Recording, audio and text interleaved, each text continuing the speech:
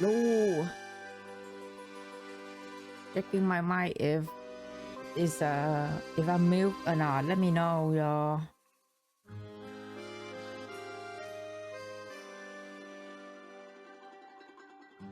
Oh my god.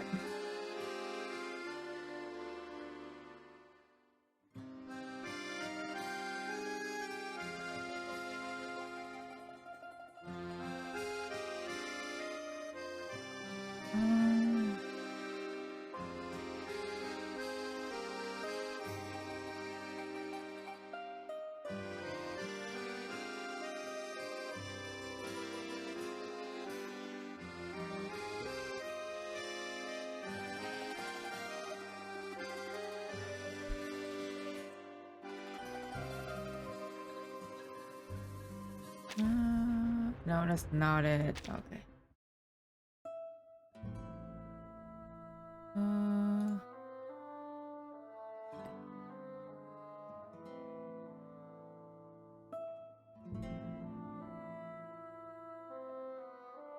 Yeah, I'm back a little bit. Okay, so oh my god, got 6 days left before before Marsha character story is gone. God damn. Yeah, so I'll probably try to finish her story and the Alulu games today. Because my fucking eyes like still bother me so much. I'm like I have to wait for like 1 or 2 weeks to get the new prescription, which is fucking annoying. But yeah, I'll try to finish a character story this week, and then probably on Saturday or probably next week I'll try to catching up with the Asai collab in PTN. So yeah. Started. Okay, in the name of chivalry. So we're gonna do Marsha character story today. Hopefully my eye does not like hopefully my eye don't freaking like bothering me when I'm trying to stream, because like holy shit is the current prescription that I have wearing for so long, been 5 years, I think it's getting fucking expired. Yeah, okay. Let's just get to it. Okay, part 1 on the inside. So I have to fucking read because there's no voice line. I mean, there's some, but not like, it's not gonna be 100% voice line. So I'll try to read it as I can while my fucking eyes like... Marsha, lege feierlich diesen Eid vor meinen Brüdern des Orden ab. While my fucking eyes like annoying the shit out of me. Ich gelobe Treue und Gehorsam, allen Besitz zu entsagen, für meine Brüder zu sorgen und den Orden niemals zu verlassen. Hold on. Just realized the volume is not up. Holy shit. Also let me know the mic, my mute is my mic is not muted, guys, because the OBS UI is fucking updated, and it's so hurting, it's so confusing me right now. So I'm trying to like find which one is my mic. Yeah. Okay. I vow loyalty and obedience. To renounce all possession, to care for my brethren, and never to forsake the order. Ich gelobe, den Hochlandorden in Ehren zu halten, ihn treu zu verteidigen und meine Pflichten mit unerschütterlicher Hingabe zu erfüllen. Ich gelobe, diesen Eid ohne Trug zu wahren, den Gesetzen der Tugend zu folgen und den Rat meiner Brüder zu ehren, bis zum Tage meines Todes. My hand rests on her shoulder, bringing with it with weight of enormous responsibility. In the name of our sacred orders, and with the blessing of the Lord above, we accept your oath. Oh my god, bro, I can't fucking... I try to like concentrate into the text, but like my eye is like bothering me so much. I'm losing I'm freaking trying to read. Also, hi Junior. Now I'm trying to finish the Marsha character story today because we got 6 days left, and also I'm struggling to trying to focus because like again I don't have the new classes, so I'm struggling so hard to read right now. So bear with me. Also, let me know if my mic is not muted because the OBS also updated and the UI is confusing the fuck out of me. So I'm like, there's a lot of things going on right now. I'm trying to like readjust.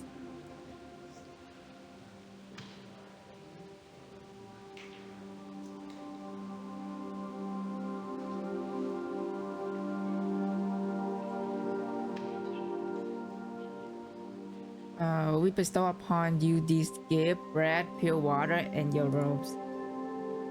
Is making your eye pain is better not to little girl. I'm fine. It's not pain. It's just that one of my eyes is more blurry than the other one. So when I try to look at the text, it's like focusing so hard that it's like making me a little bit motion dizzy. It does not hurt my eye. Just I got a little bit dizzy out of it. But yeah.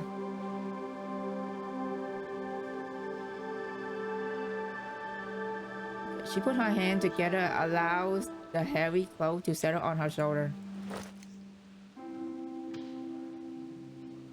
I don't know weight shift on the cloak. Her hand. From today onward, you walk the path of the night. It is more of a burden than an honor, Marsha. I understand.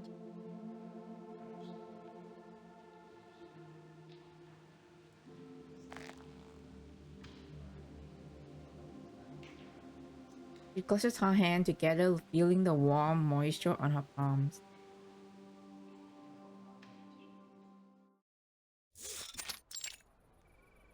Recommending to read the descriptive text. If it's too long, just read the dialogue. It also helps. Yeah, that's why I don't read the character dialogue when they speaking in the native language. I will only read the non-voice line, the non like the narration, you know. The knife folds her hand once more.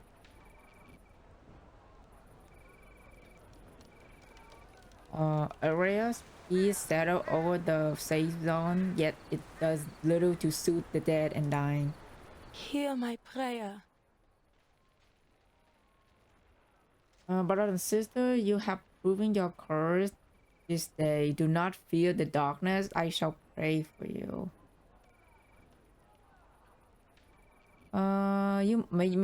May you rest in peace and in the light.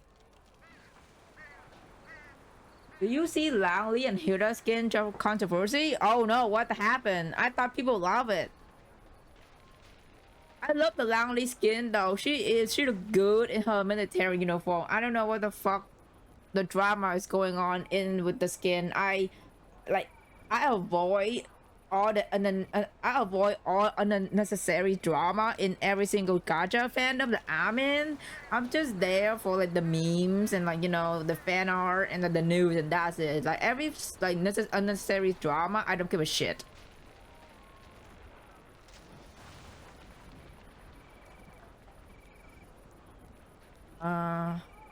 She finished her prayer and opens her eyes, composing herself once more.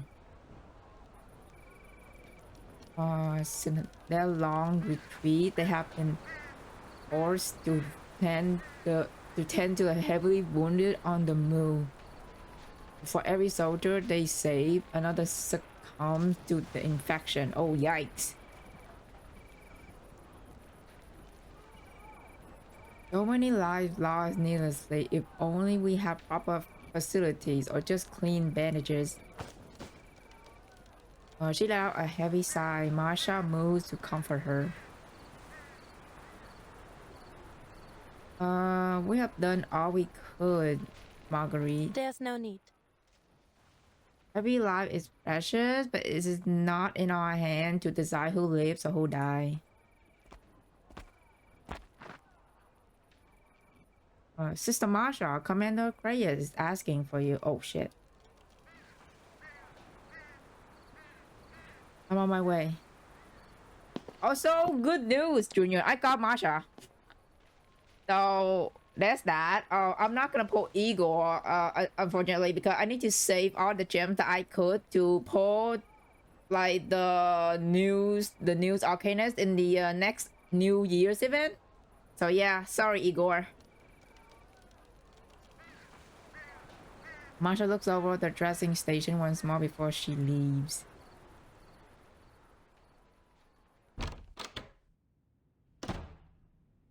Commander Reyes. Shit. I have received a report from Razor Squad. They say they encountered a Heartland Knight in Sands not far from front line. Oh wow, okay. Do you mean? Someone from my order? Seems so. Razor has attempted Razor has attempted contact, but she made it clear she had no intention of evacuating. I need to go to Sand and find out what's going on. We temporarily put Menace on the back foot, but it's only a matter of time until they come back to force. We can't have these sort of loose ends blunting our effort. I do believe you may be able to bridge the gap between the Foundation and your former comrade. I'll do my best. Do all that I can. In the dressing station, we have moved as many of the wounded as we can to Rio tomorrow. To the Rio Hospital, they seek proper care. There's a train to send in 2 hours. You leave as soon as possible. You can run on getting Marsha. Also, yeah, we love New Year's event character. Both of them are good. Yeah, too. Also, Marsha, when you unlock Insight 3, right? Holy shit, she looks so goddamn good in like fucking knight armor, man. Understood, sir. So she is Insight 3 now. It's on level 40 or some shit like that. So yeah, my girl is almost maxed out. The knight touches her padron as she leaves the office. I'm glad. It's been so long. You feel a way of release, but it's soon tinged with anxiety.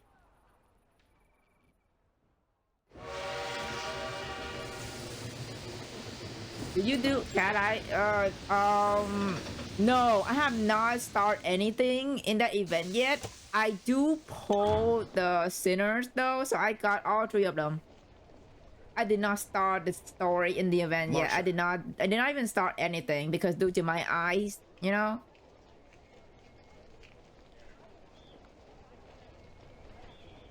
Marsha, you're finally here.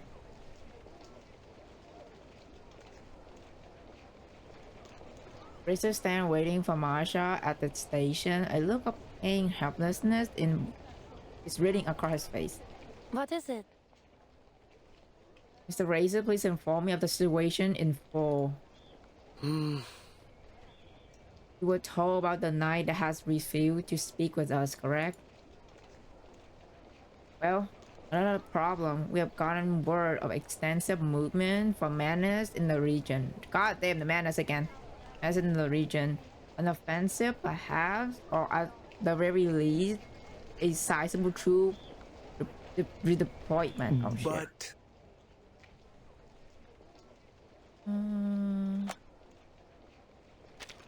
I think I missed one of your messages, Junior. I have to scroll up. Oh my god, that's a lot.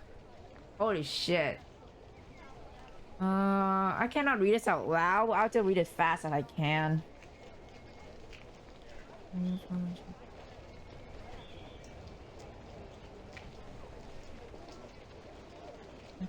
I mean, I have no... I don't know. I don't know why people complain about their skin. I think it's fine. I don't know. I don't know what their problem is. Like Hilda looks beautiful and cute in that dress. So I don't know why people is like nitpick about the skin. I don't know. The only problem that I have with the Langley military skin is that they need to put her in long pants. Just like Augustus have long ass pants. I don't know why they put Langley in the short ass pants when she in her uniform. I don't like that. I really don't like that. Yeah. He refused to budge. He shake his head begrudgingly. Why? Won't evacuate? You tell any why? I think that's something only you can find out. Oh wow, okay. But if she her reply or any indication, he seemed intent on fighting Manus in with she fighting them alone? Oh hell no, no. What? That's not a good idea. By herself, that seemed entirely unreasonable. Literally. Lesson learned, never fighting the Manus or any fucking group of bad guy on your own. That's never a good idea. Exactly. And you see why we wanted you.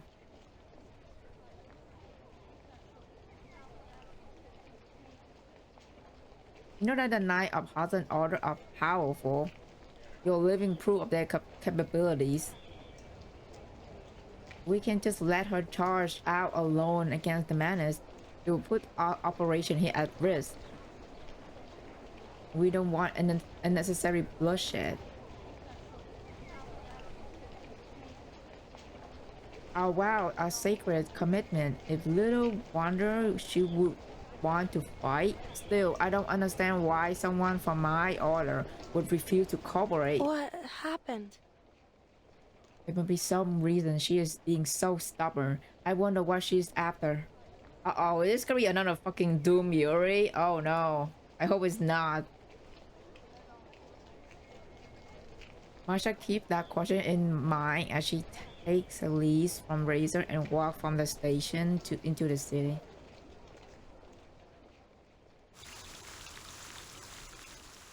NPC fighting Manus is like death sentence. Literally nothing good come out of it.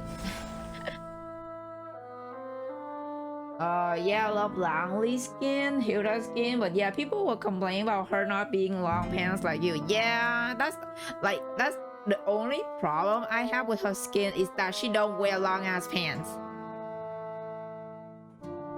That's the only nitpick that I have with her, what I have with the Langley skin.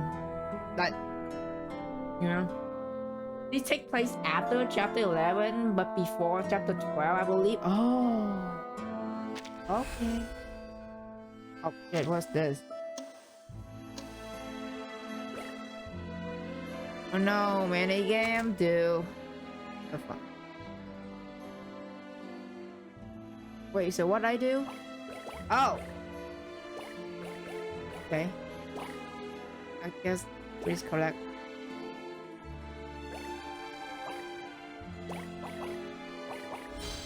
Oh, okay.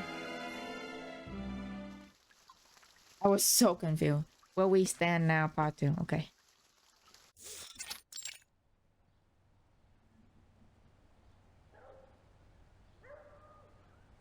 Sam has already seen the full run of arcane warfare that after effect running the streak into twisted mockery of their former existence.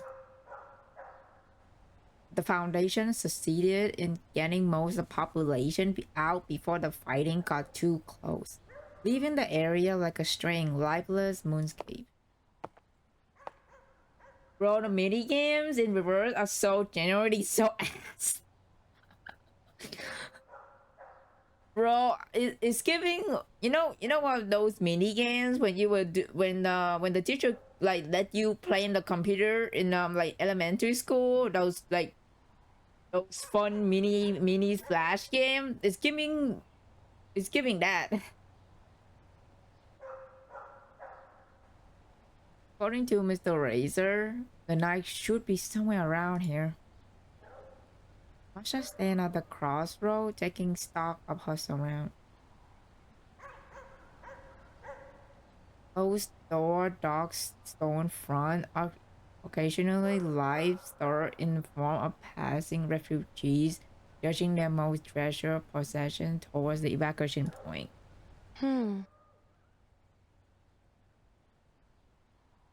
She already left? Yes, wait! Shouts come from the end of the street. Marsha turns alert and ready for danger. Oh shit. But no sooner does she turn than a tiny form slam into her leg. Watch it, lady! Don't you know where don't you notice the walls coming? The boy stumbled out into the street along with his felt hat and everything he's owning.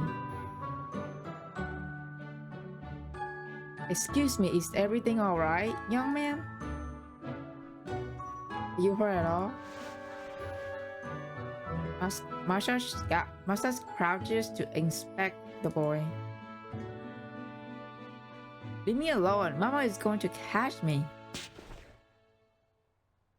I like Barrow and Brew mini game though. They didn't get in all the way. Yeah. It's not that many. I remember Sentinel story mini game where control didn't even work. Probably I was generally so mad. Is it the one where you sending like like a group soldier to the enemy territory and trying to fucking destroy and claim them, right? Is that the one you're talking about? The boy gathered in his thing in a rush. Hold on.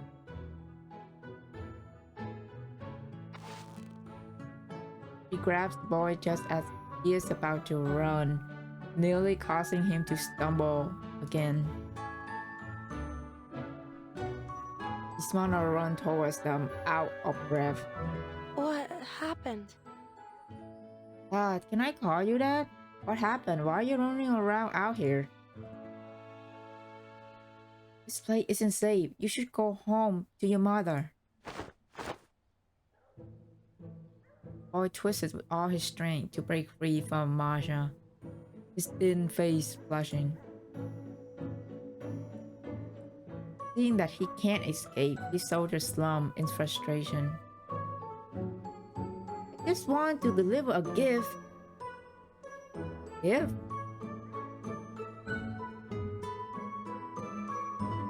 You little brat! Boy's mother at last catch up, puffing with both exasperation, exhaustion. Give his head a smack. Thank you so much, madam. I swear I look away for just 1 second and he started charging into trouble. I wasn't charging into trouble. I had to deliver my gift. You always tell me to keep my word. Well, that's what I'm doing. There's no time for that. What if we mix the evacuation drain? Boys pout, but he has no argument. Don't worry. Would you let me know what's going on here? Please, don't worry. I'm on a mission from the St. Paulo Foundation. Marsha points to the badge on her chest. I'll do my best. If it's something as simple as delivering a gift, perhaps I can help? Really? The boy wrings herself free and offers Marsha the item he's been carrying. Is this a shield? Oh yeah, speaking of ETN like content, have you seen the new sinner that was announced in China server? Dude, a lot of people already see that she looked like Kakania but in vampire form. I think her name is Clementine. Bro, she looks so beautiful. You know, I was so happy because I've been wanting a vampire characters in like PTN for so long because we already have one in reverse with Samuel Wise. But I was like, oh my god, I was so excited, you know. But yeah, she reminded me so much of like Kakania, but in like a vampire form. Construction was rudimentary made of weird steel with an old bell push strap and is on the smaller size only as long as a forearm, but its purpose is unmistakable. Red paint twisted into shape across its rough surface. It's difficult to make sense of, but it seemed to portray a silhouette of a building on a hill. My little Stas had a bad fever. With the way things were, we were worried we weren't able to get him to a doctor. But then we came across this woman. She was wearing armor like yours. Oh? What's her name again? Shit, I forgot. The one that we were looking for. The one pointing towards Marsha pardoned with surprise. She heals that, and to repay her kindness, he wanted to give her a shield to match her armor. Oh, that's so sweet. My husband, he helped him make it from an old bucket.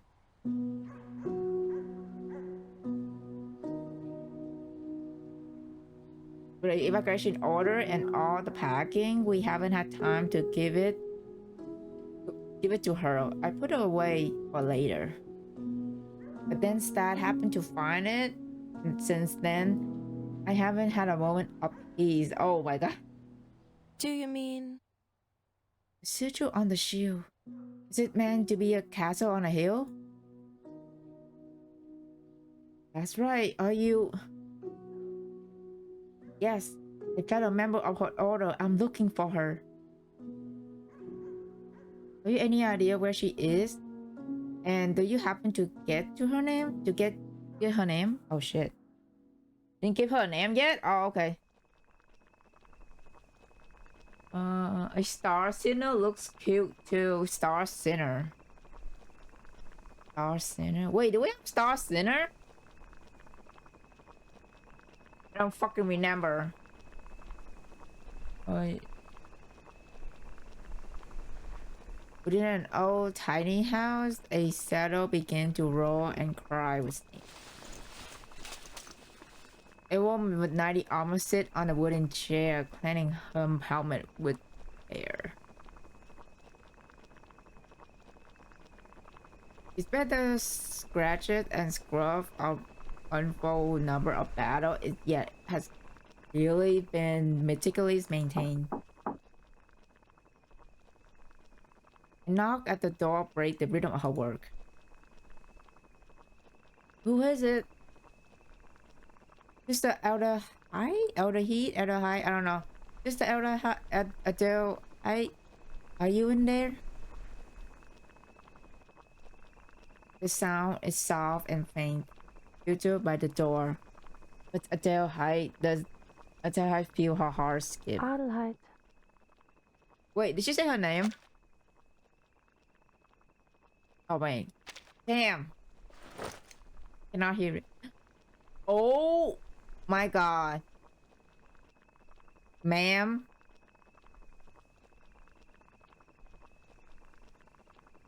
It's a voice she could never mistake. Her palms feel numb. She moved towards the door. No momentary doors open. Face she see behind the door is both everything she feared and hoped for. A face she once thought gone and buried. A face that elicits grief and sorrow in every reflection. But now all she feels is joy. I'm glad. Although it's really you. I'm so glad. The woman in front of her is tired, maybe it's from a long journey, but breathing radiant and warm. Not a skeleton, not some remnant of remnant or oh yeah! She's the lady from the backstory. From the main story. Oh, I remember now. Oh my god. Okay, I remember who she is now. We just don't know her name yet. Oh shit. Listen, it's been 9 days, y'all. I'm it's been 9 days, okay? I'm trying to remember I'm trying to remember like what's happening in the new chapter. Damn, okay. Not skeleton, not some revenant or nightmare. Living, breathing at her door. Marsha? It's a miracle. Marsha, you're here. You're alive.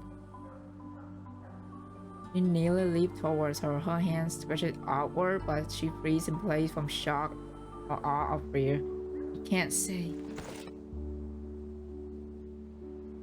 Miss Marsha reached in Adelheid. and pulled her into the warm embrace. Ah, yes, Adelheid. I survived. That man healed. I'm so glad you did it as well. It's a true blessing being able to reunite in this time of war.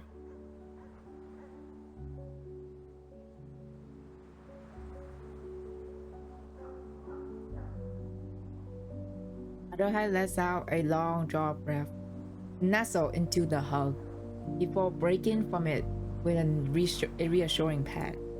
Yes. Come inside. The winter has come early this year. I would rather not let the chills in. You love woman hugging? Yeah.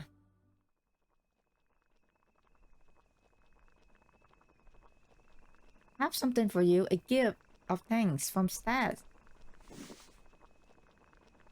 The love shield is delivered to the knight as promised. Adelheid takes it and turns it in her hand. I will have to give him a proper thank you. Should we ever change to meet again, his family has done me a great service. They helped me find this place. However...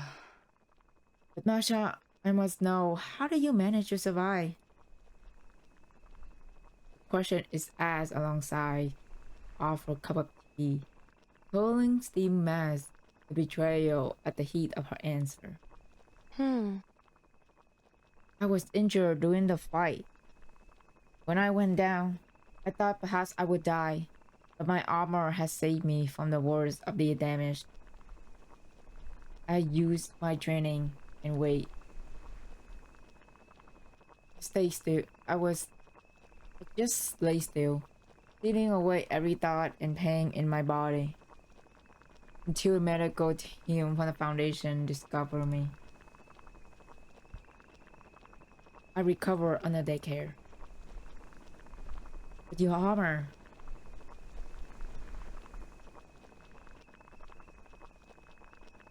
This was always salvageable after the medics cut me free. But I could never fully part of it.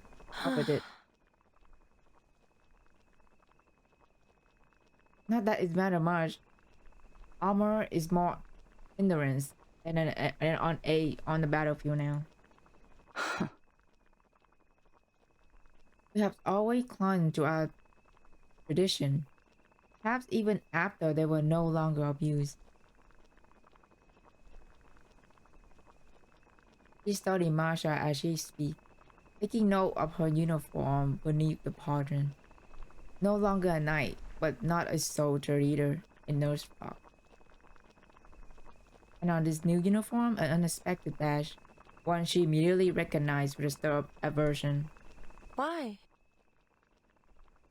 Adelheid, are you out here alone? Where are the other members of our order?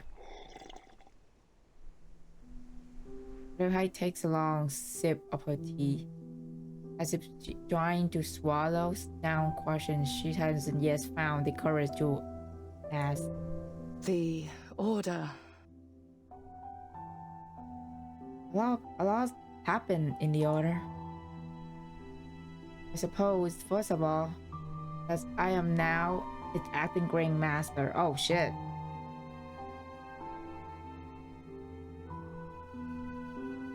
In the event of the Grand Master's death, the role is passed to the knight with the highest seniorities until the new leader is confirmed. Neither needs to remind the other of this plain fact. What? What happened to Master Herman? This as you fear. He's dead. Oh no. Chuck can't help but drive sharp breath. What happened? How did it happen? Oh, we should say when it happened. Less than a month ago. Oh wow, okay. I heard nothing about it. Back then. Surely you know that madness rose out from the shadows. That they have unleashed this war on all humanity rather than face the consequences of the act of their manipulation. Their earlier infiltration was deeper than even anyone had known. Every communication network had been compromised or crippled, including ours. Oh Jesus. Dude, the madness have been fucking wrecking anyone left and right. That is okay. You have been away from the order for too long. It's only natural that you would know.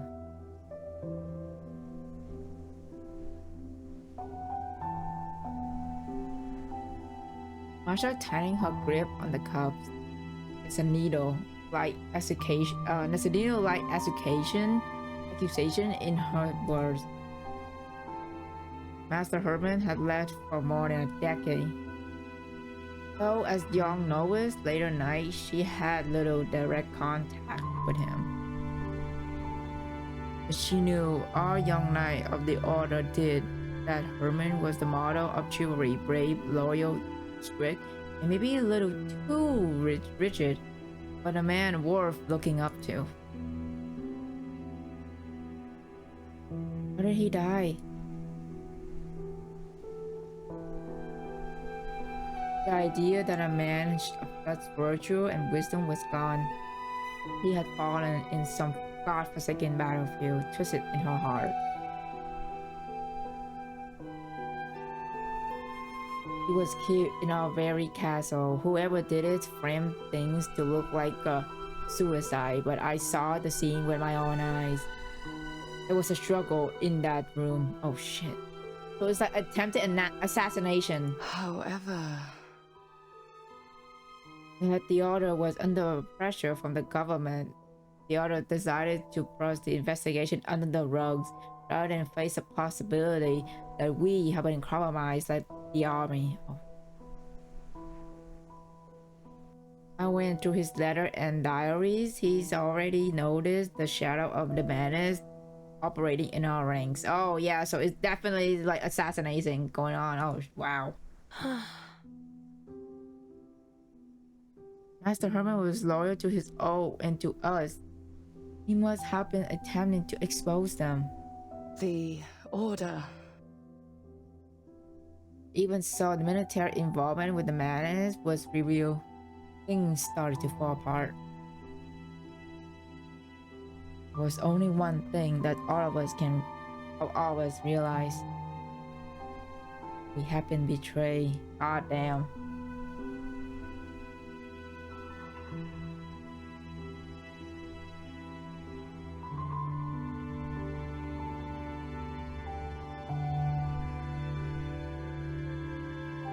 The armistice come in, we withdrew from the fighting to determine what to do next.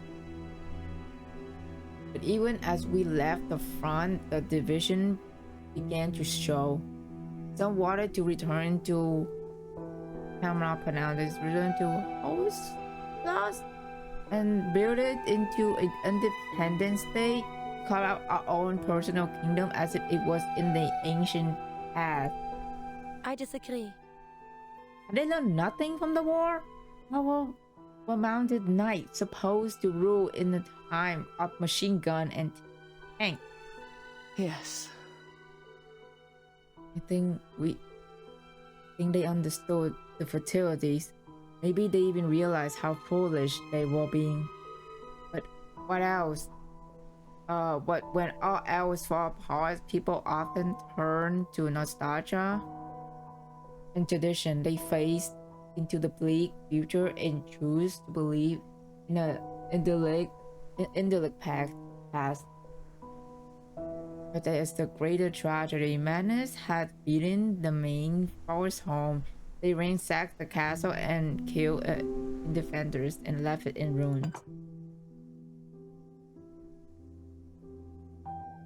Their eyes pushed down her cup. The bottom clings as if it hit the blade. Centuries of wealth accumulated by our order, and all the reward of its glory were gone. The treasure was doubtless being melted down to fuel their scheme. Marsha closes her eyes. She knows every room, every corridor, every pillar of that castle. This was her home. She imagined all those smelly things was being torn down, ripped, sold apart, and melt into scrap. A firestorm of anger and humiliation welled up inside her, but years of training kicked in, and she calmed herself with her arcane skill. Of the castle itself will be restored. The emotion falls away, and the reason takes over. Something clicked in her mind. That why you haven't left this place?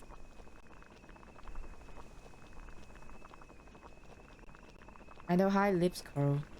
Marsha. So, then you have to come. Yeah, you have to come to me on behalf of your foundation. Hey,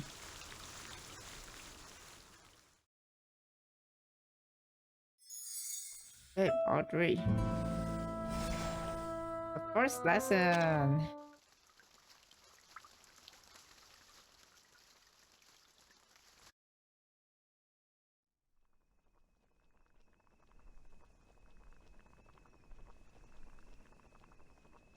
Marsha falls silent. You look at Arohai, and Arohai looks back, measuring her. I won't deny that I was sent here by them. Then, at the very least, you have not sacrificed your honesty along with the rest of your sacred vows. I would never lie to or deceive another of our order, least of all you. But there's no contradiction between my mission and my loyalty to you.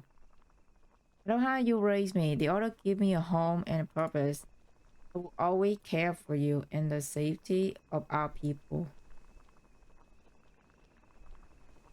The truth is worded carefully but sincerely. Momentus holds a long silence, leaving only the sound of the window rattling in the wind. At last, she breaks the quiet and with attention. In 2 days, a convoy from the madness will pass through Rehova, carrying all that they have stolen from us.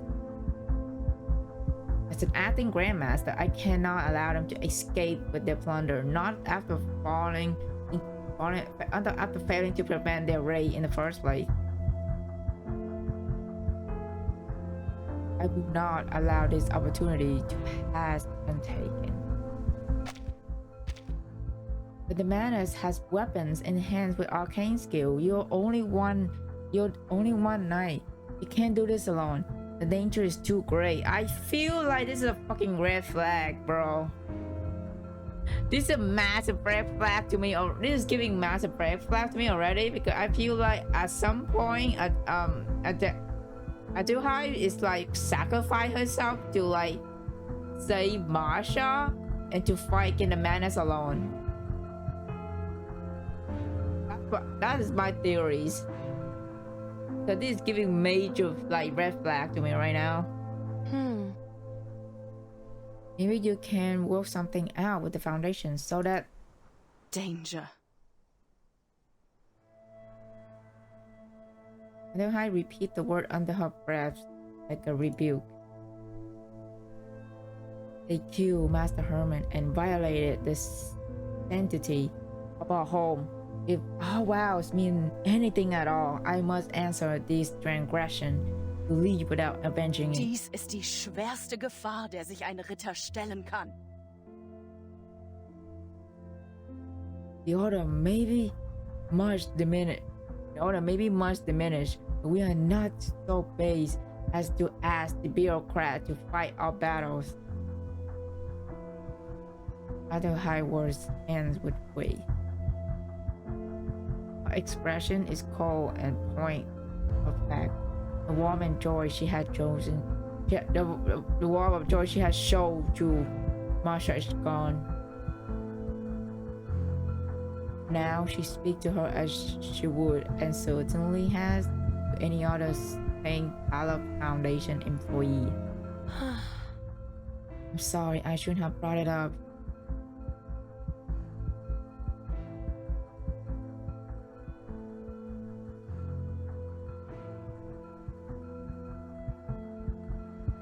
Pale sunlight outside the window cut deep shadow across Aduhai's face. But then Marsha notices something in that cold detachment and pulls her friend closed fist into her hands. Marsha. Anger, sadness, and disappointment begin to pass through their interlaced fingers into the young knight. The older woman exhaled relief. Her emotion, too long damned up, are now passed into another hand. More mini games. We go. I keep forgetting I have to use the fucking shit. Okay. So I did not. So we cannot consume that. Got it. Okay, let's avoid them. Oh. Okay. Oh. Emptiness. Okay, it's told me to consume the emptiness, so wait, hold on.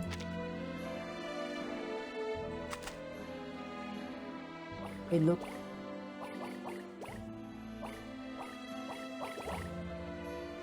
Okay, that's one.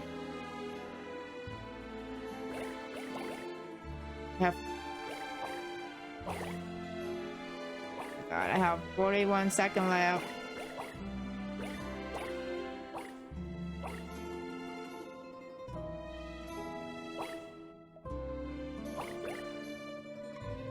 Two.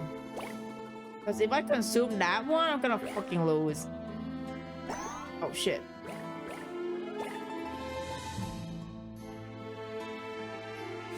See? Okay. Also, the fucking controller is making things more difficult for me, bro.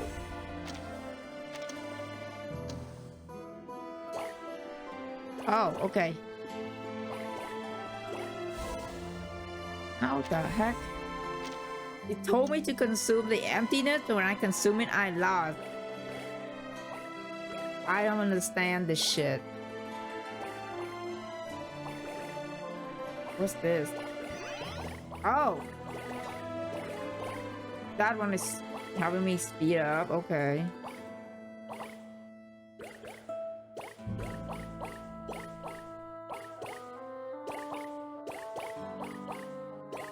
Dude, that thing. Don't consume. Oh my god. Don't consume red until. Okay.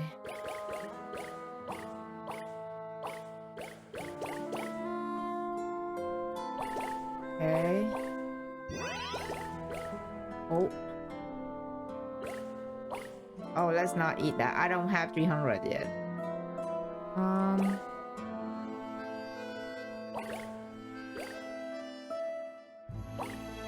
That is. Oh. Okay.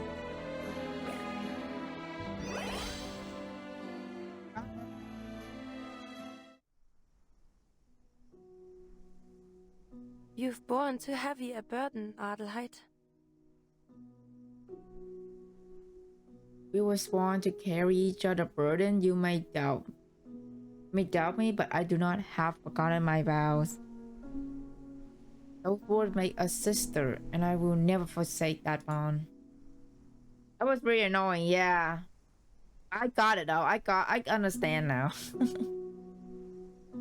She can feel all her emotions spin over the words, rush of anger and pain, and sorrow flood between them. Well then. You said you remember our teaching. Do you not remember the danger of intaking in another emotion? It's a last resort, one used only in time of great peril. Did I fail to impress that lesson on you too?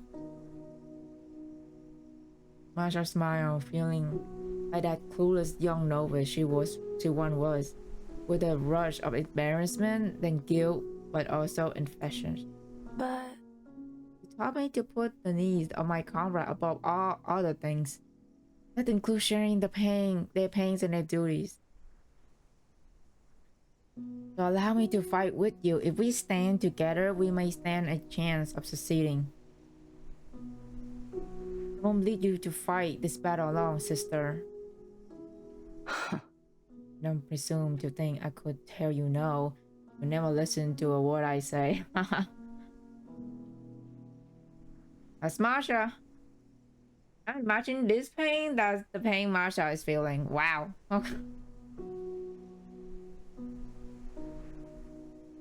Just looked up at her mentor. Look at her mentor, feeling a hot flush of pride pass through her.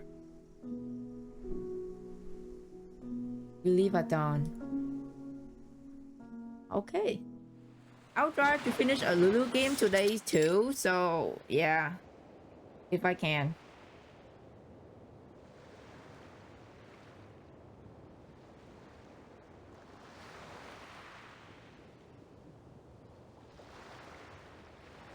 Flashing of the wave on the rocking shore does its best to drown out the little whimpers below. Marsha. I love Marsha. She's so empathetic. Yeah. She's a great character. I know I will find you here, Marsha. The young girl looks up, her face streaked with tears. What's going on? It was another novice again, wasn't it? Marsha wipes her tear with sleeve, but the spray of seawater has left her robe too damp to dry her face. Who made my girl cry? What should I do, master? Adele hides lower herself to the rocky precipice along with her. What do you think you should do, Sister Marsha? I tried to leave them alone and just do what I told, but I'm afraid not. no. A warm, raw hand brushes the girl's hair. She looks up at her caretaker, confused. They accept you because you allow them. You show them their fear and they seize on it. Wolves do not strike on standing deal. The hunt begins only after they put them to flight. Was it to flight? Yeah, to flight. Then be as the stag in the forest. When they push you, show no fear.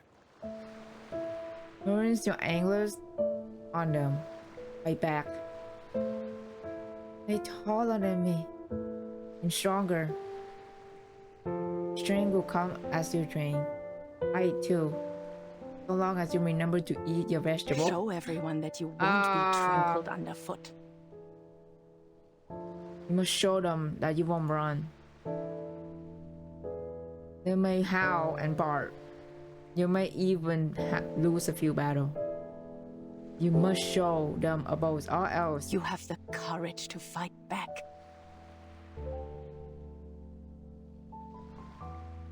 You are to be a knight, Sister Marsha. A true knight does not falter, nor does she pout. Del High offers a reassuring pat on the young girl's shoulder. I know, I want to become a true knight, brave and strong. You say a word with both innocence and ambition. Wave crash against the rock, against like the drumming of coming battle.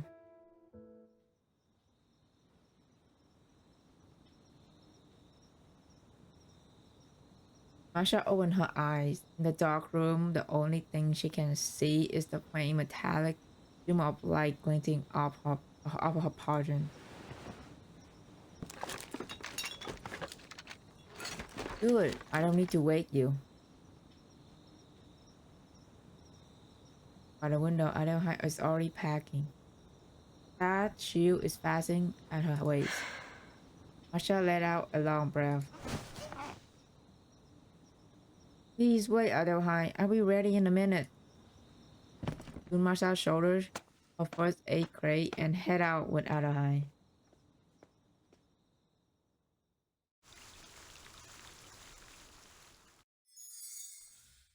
Okay, that's part 4, the second lesson.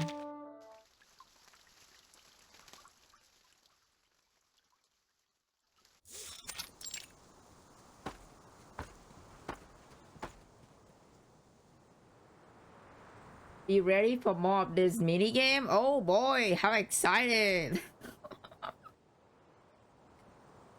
Oh man. The two knights begin their journey across the war-torn countryside and reach Jehovah by nightfall. They stop at the outskirts of the towns already dilapidated before the war, a maze of huts-out ruins and empty buildings.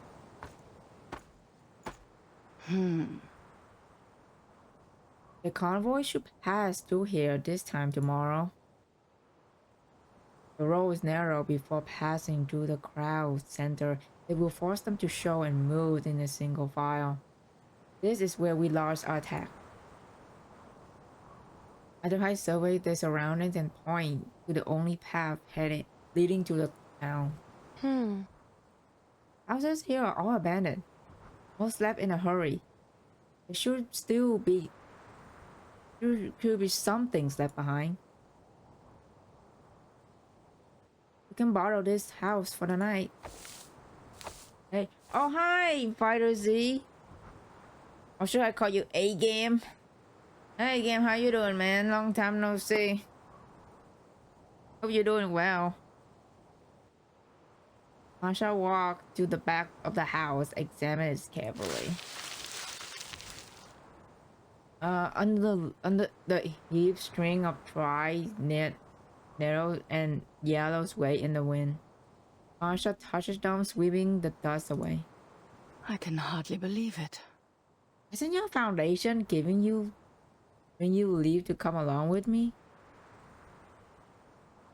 I'll report back to my commander and to Mr. Razor.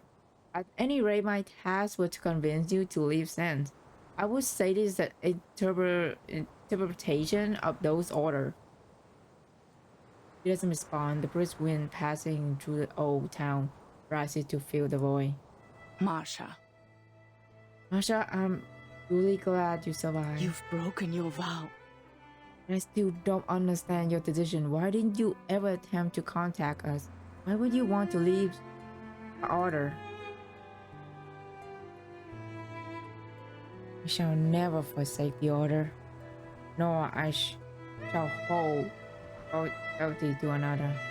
Marsha had made those solemn oaths the day she became a knight. She had been waiting for this question education even, but when she arrived, she found that Adderhigh tone was far gentler than she expected. I could not bear to take another soldier's life. Path of knighthood should not be one of endless slaughter on the battlefield. If I returned to the order, if I had stayed a knight, I wouldn't have been forced to fight, kill, and die. Absolutely loyalty to the order and unquestioning obedience to its authority. That was the demand made on all those who swore its oath. And one of the few she ever doubted. I've dealt with this foundation of yours before. I admit the intentions seem noble and it's done some good. Yet, I also know they've been recruiting soldiers and amassing military strength. I'm afraid not.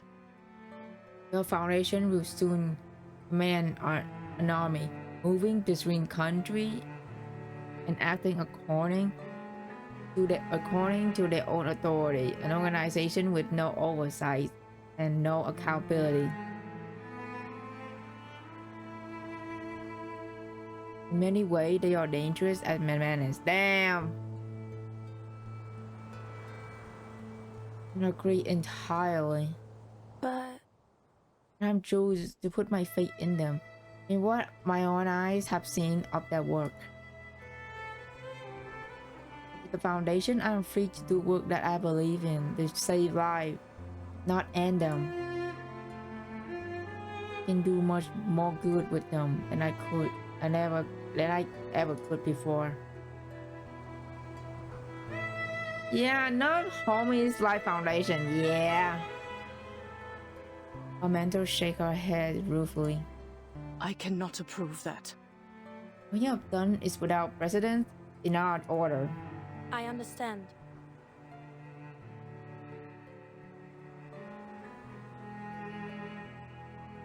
Marsha doesn't rush to persuade her. She only focuses on what would matter most to her. I never truly abandoned my vows as a knight. And worry for the sake of the order. Adelheid. What are you going to do, master? She won't pause, proposing her thought and vision for the future. After I reclaim a treasure and relic and return them, I will begin a research for all our scattered knights. I don't know what's come after that. I will allow our future to unwind as His will. Although I certain it does not include setting up our own usual state out of an old castle. Marsha noticed the confusion in Adderhigh's words. Grandmaster, may I share my thought with you? Yes. I want to rebuild the Hochland Order as a humanitarian medical relief organization. Oh. That way, our knights can be freed from further bloodshed and return to the Order's greater purpose. It gives way to the young knight words, whether out of respect or genuine consideration. I cannot approve that. This is not who we are, sister. Marsha had expected her mentor reluctance, but she purses her lip and doesn't back down. Perhaps please consider this possibility. I have given a great deal of thought. I still remember. In joining a foundation, assisting people as a medic and nurse, I had a chance to reflect on things you have taught me. You told me yourself that our order has found as a place of healing for wounded soldier and victim of war. Wouldn't that be truths again? Now how it goes laying, that familiar look of forcefully suppressed emotion crossed her face, and she simply turns and walks into a nearby house. It's late, we need to rest. Oh, she probably don't like that, huh? We love girlies communicating normally, yeah. Marsha remained outside the door and lifted her gaze. Low cloud dripped overhead like a palm of giant ready to close in, offering no escape.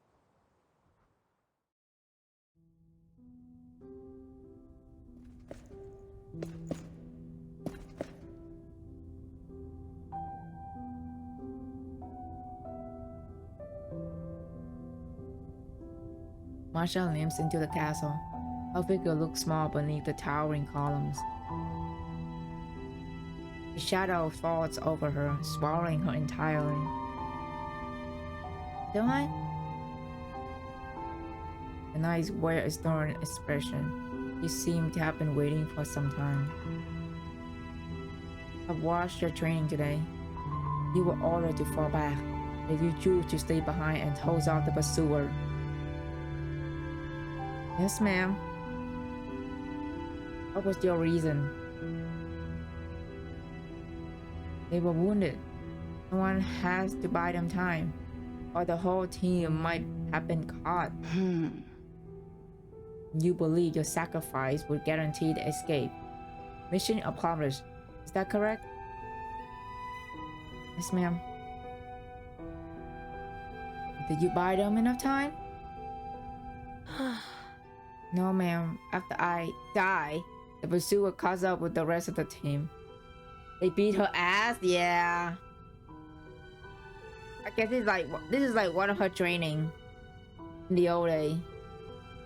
Heroic sacrifice, and it prematurely tapped by a plunged spear. She was declared dead and put out of a fight. You stayed behind alone without any cover, without plan. All you ended up doing was throwing your lives away. The young knight is struck by her master's criticism, but she steels herself and defends her choice.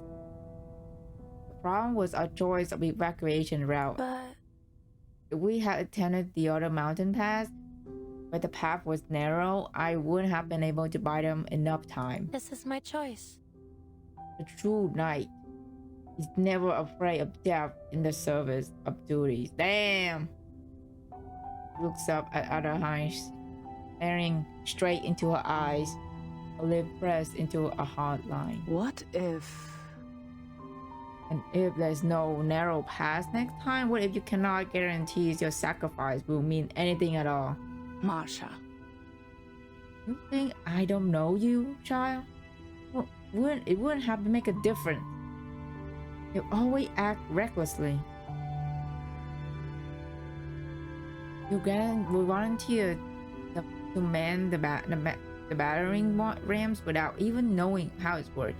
You're the first to the front in every shield wall and the first to leap into every fight. You were too bold. It seemed as if you would not accept any fate except that of a martyr. This is a storytelling game. Nice. Yeah, it's a gacha game, but like the story, the main story in general is fucking peak.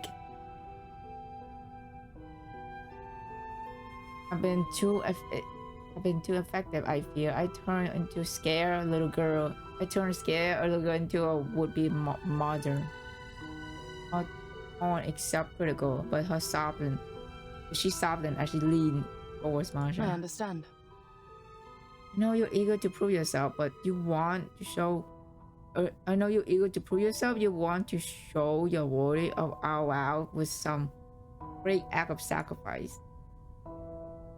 You want people to forget you're just some lost orphan discarded in the snow. Marsha. That you are, instead of a valiant knight, a fighter worth celebrating through the ages. Isn't that right, Marsha? Marsha frees, her face flushing hot.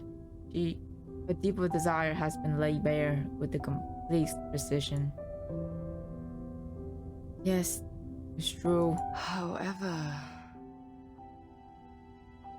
The one storytelling I want to play is this pad. Oh my god, dude! That game have been on my wish list for way too long. I've seen people play it. And it's so good.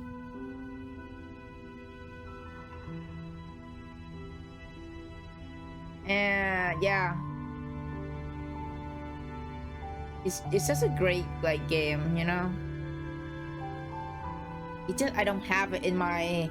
It's just that it's like $60 or some shit like that. I don't know, but yeah, I don't have it. But so instead I'll just like watch people playing it. You place your fear with bravado, but you haven't learned to use your courage effectively, making you foolhardy. Their high turns in motion for Marsha to follow. Adelheid. Where are we going? Footsteps echo to the empty hallways, time seeming to slip away. The rhythmic echo. A new lesson, something just as important as bravery. Yes? Cherish your life. Recklessness doesn't just waste your courage, it puts your comrade in danger as well. Marsha, do you know why the Heartland Order was founded? I still remember. You told me before it was created to tend the wounded soldier. I think it's time for I teach you its history in detail. Adahai stopped and opened the library door behind him. Oh shit.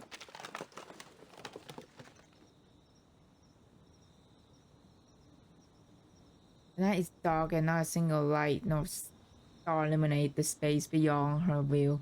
Marsha listened to the rustling that pulls her from her sleep. Someone has slipped inside in the middle of the night and rummaging around for something. Oh shit. Yeah, I gotta get my hand on it. That and Batman Telltale story game. Oh yeah.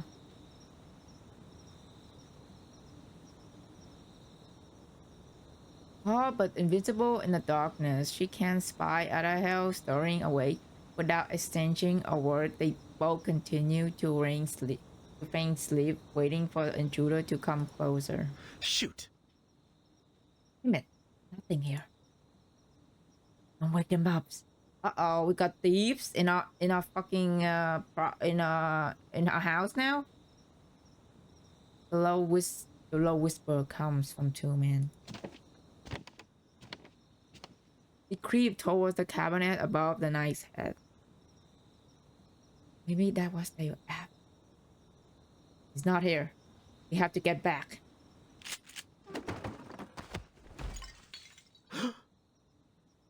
Uh-oh. Before he can finish the sentence, the frightening man suddenly realized he can't move. His body pinned to the floor. Oh shit! He turned his head with difficulty only to see a gun pressed against his partner's head. Ouch. Wait! We were looking for the medicine. We didn't mean any harm. The red-haired woman tightening her grips on his face. Oh my god, Marsha, you so fucking cool. Medicine? Who are you? Bro, I love Marsha.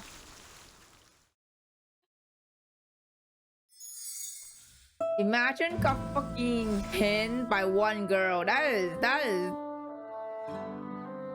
I'm freaking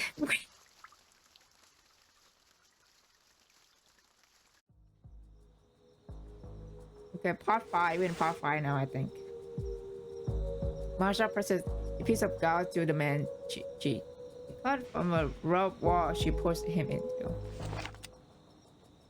Adahai holstered her pistol and folded her arms, listening to the other man. Mikhail? Oh, my name is Mikhail.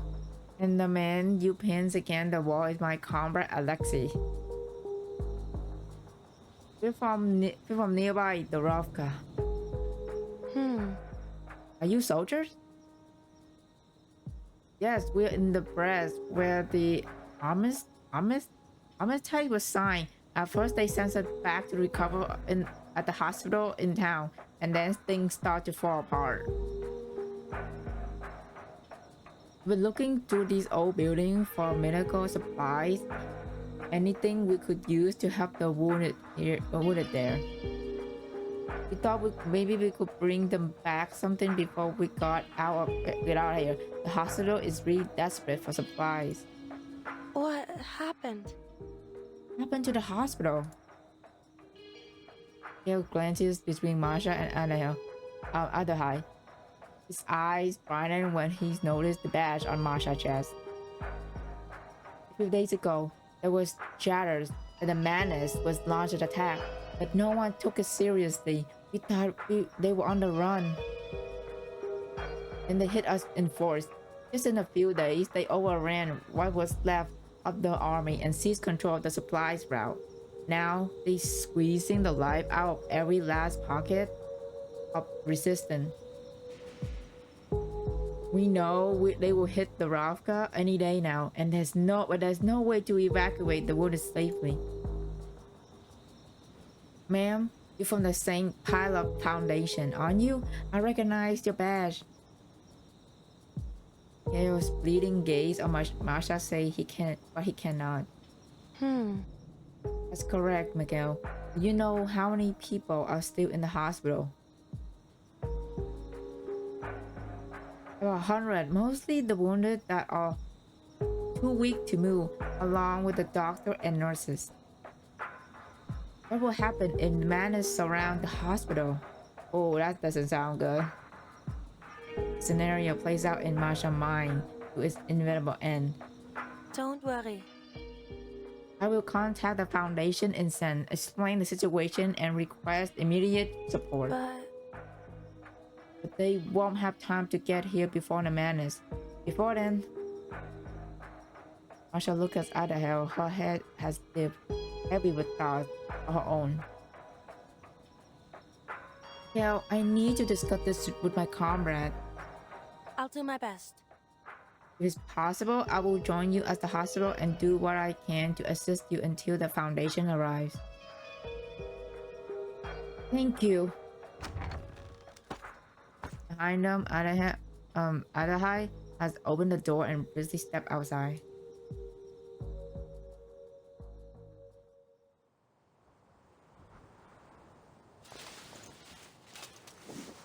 Outside the house, Adahai removes the little shield hanging at her waist. Thin sheet metal with a rough wheel. Never probably polished, its uneven edges sting her palms as she turns it in her palm. What if... By this time tomorrow, we may have reclaimed our stolen relic. All the wealth and history of our orders lie just out of grasp. Then morning light turned to distant horizons pale. But this time tomorrow, as hospital and all the people inside may be nothing more than a charged ruin. Adelheid. These people need our help. But Adelheid frowns, yet her eyes can't help tracing the simple stroke paint across the shield. Ash has never seen their home. He has no idea what his sloths actually look like. But through Adelheid's words, they seem imagined in an undulating tower that stood tall atop mountain for 1,000 years.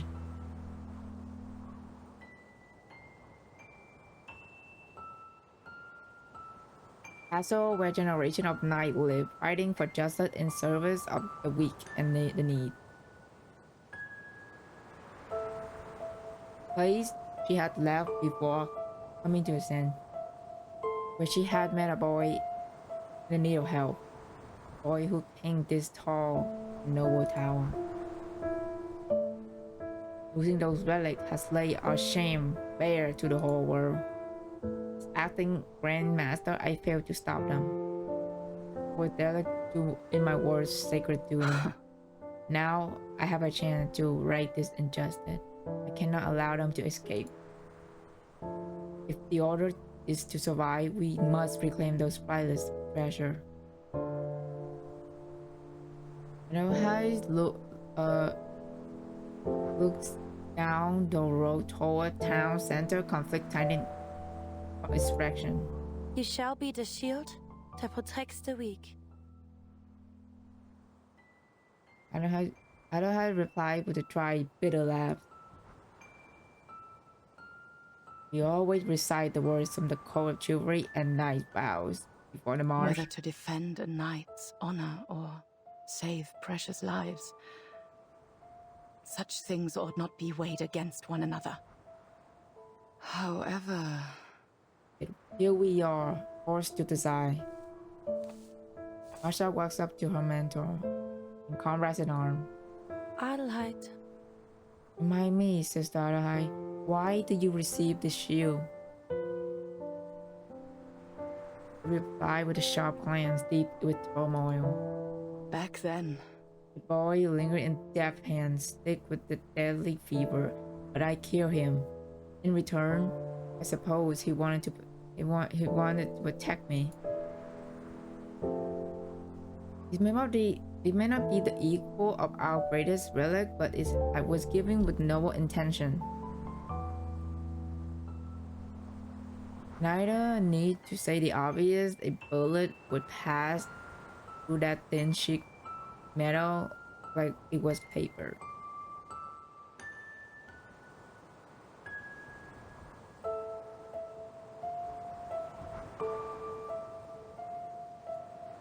Adelheid planned to carry it into the battle for all the time.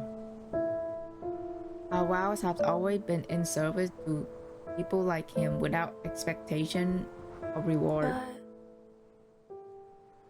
A single act of mercy is more worthy of our vows than 1,000 gilded relics and chests of looted gold. That shield is proof of your honor as a knight.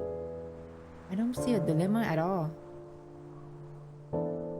Marsha's voice is soft as a rustling grass. You know she is challenging everything her mentor has ever helped her, but she will not let it go unsaid. If we miss this opportunity, then maybe there may never be another chance to reclaim what we have lost. But the Order has a long way ahead. Long enough for us to restore its glory and fill that empty castle once more. Let it begin with that rusty shield. Let it be the sign of what it is to be a true knight. Marsha stands firm. She can send her old master hesitating. All she needs is a gentle push. Yes, but much as it might herald as the new beginning, that towel on her shield is also a reminder of the root. You've changed. Remember when you were the one that couldn't wait to face the enemy, living to your death instead of falling back to care for the wounded. Marsha smiled softly. I just hope that the changes I have gone through will lead me to a brighter future. War changed us. It changed everything in a way that cannot be undone. But I must believe the changes I went through have a purpose. The 2,000 knights that defend the hospital may just hold out until the foundation supports arise. Marsha exhaled in relief. Thank you, Adelheid. Dude, Adelheid is such a go for this. I thought she was not gonna I thought she'd like disagree. But thank God. She smiles and then takes out her communicator. Mr. Razor, we have an emergency. Adelheid gives the shield one last glance before finds it back to her waist. Okay. Oh shit. Uh-oh. Four of them waste no time and reach the Ravka by noon. They can spy the hospital from the end of the row. Something else coming to the wheel as well. Rising smoke. There's the menace. Damn it, they already here. Oh, it's the menace. Hold on. Wait, Alexei! Marsha grabbed the soldier just before he began to jar. She fixed her focus on a distant scene. Smoke isn't coming from the hospital. It's raining outside. They still fighting. What's that?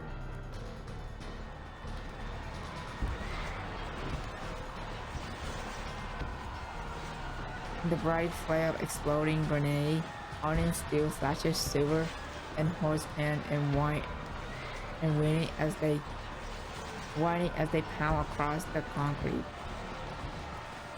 That can only be the order. They are here and they fighting the menace.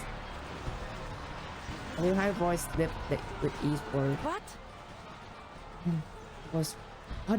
Then there were other knights nearby. After initial shock, Marsha nearly cries out in joy and relief. Hurry, let's move.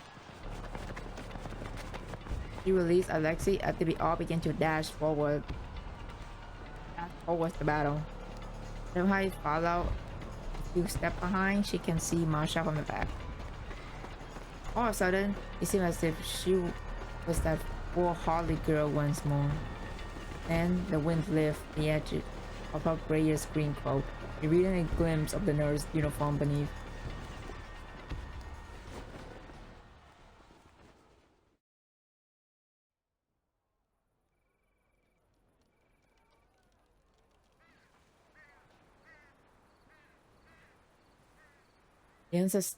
The unexpected arrival of dozen knights of the order catches the splinters force of the menace completely off guard.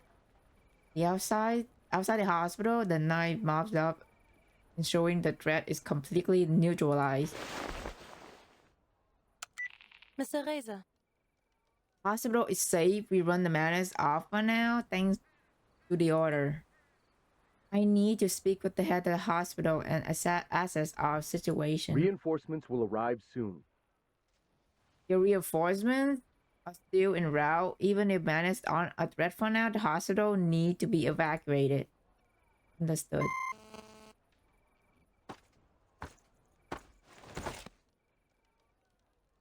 Just as Marsha finished her report, she is suddenly pulled into a warm, excited embrace. Hildegard? Oh, who's this? Hildegard? My dear Marsha, you're alive. In her face, brightness on her light like a gold sun. Her childhood sparring partner leads towards her with a beaming smile. Ah, her childhood friend. Marsha hugs her back just as tightly. I'm glad. Yes, Hill, I'm alive.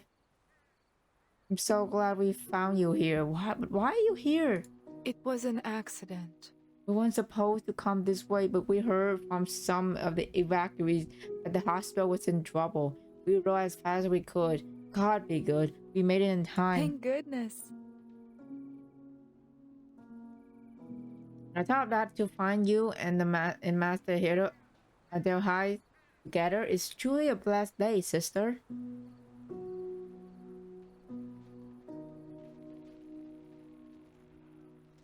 That does not interrupt the reunion between the comrades. Listen to Edelgard at victorious warriors being with yet more word of joy and knightly Ellen drifting deep into thought.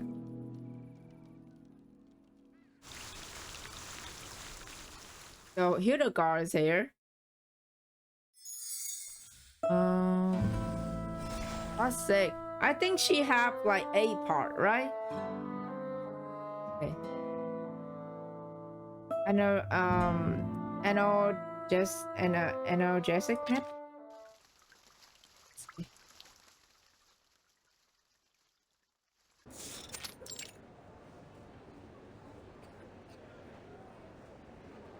Although manners have been driven off, the battle has only worsened with the hospital condition.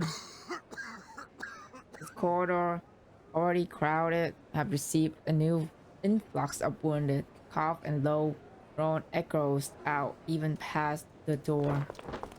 What knight and soldier can stand help move the wounded through the hallways and into the makeshift dryad? We have to go. We are going to die. The soldier on one of the beds suddenly thrashed up upright, shoving away the nurse who was trying to stem his bleeding. The nurse gripped his shoulder to steady him. Another doctor rushed over with a several strip of cloth, trying to tie the soldier's arm to the side of the bed. His only struggle harder. Doctor, he needs a sedatives. No, his pulse is too weak. Someone hold him down. Just then, a hand covered in armor reaches in and presses gently on the soldier's forehead. Mr. Marsha! In short order, Marsha had made herself indispensable to the staff here as they treated the wounded and dying best as they can. Don't worry. I've used my arcane skill to harm his delirium. You should able to treat him now. He moves between boards, a pale face running damp with sweat. Sister, you arrived just in time. On the bed, the soldier murmuring softened, and his movement was slow. The doctor quickly bind his limb and began stitching the wound.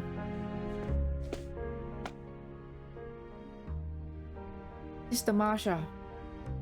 Marsha turned to see Miguel at the doorway, accompanied by a woman in a non-uniform. Marsha checked the soldier for a moment more. When the doctor gives her a nod, she stepped towards the door.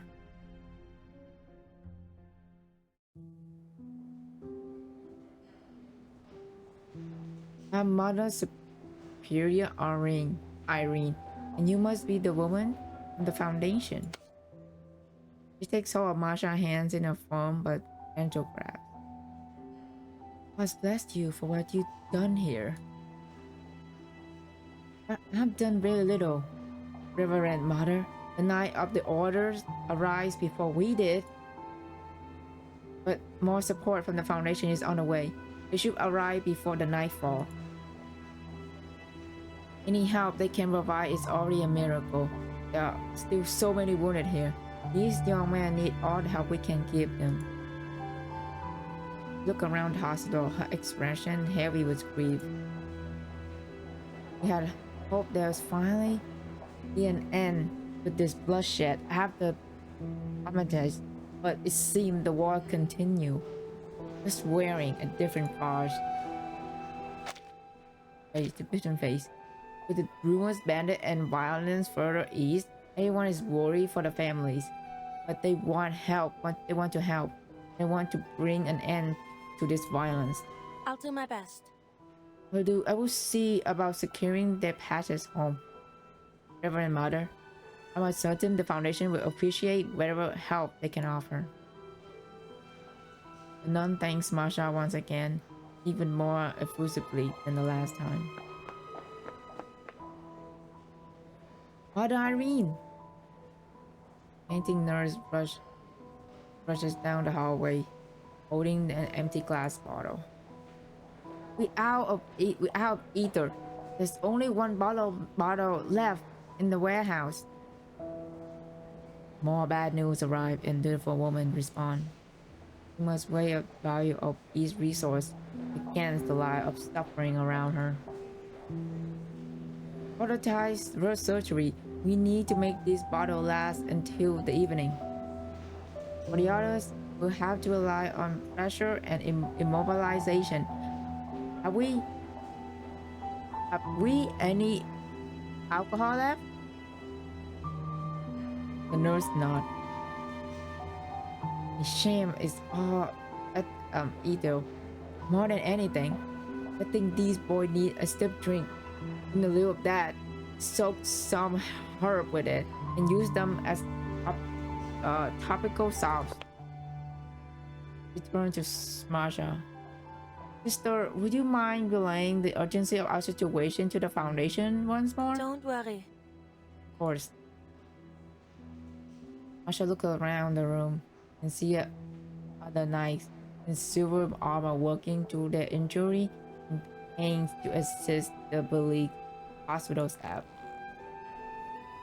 She tightening her trembling hand and made absolute decision. Reverend Mother, perhaps there's something more I can do.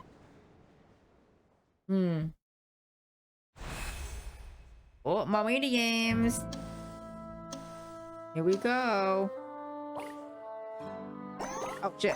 Oh shit.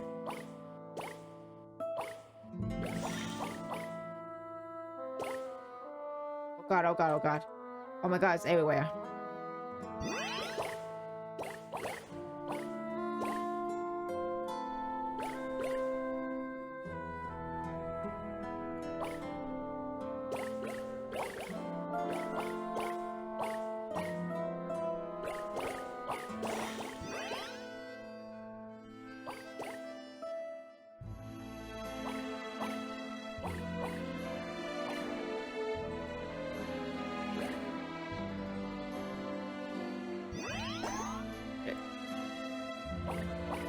Oh no! I can't shrink!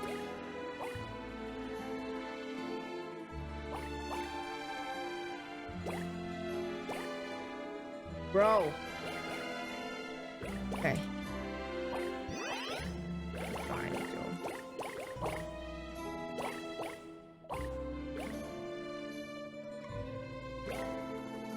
Just one more, just one more, just one more. We did it!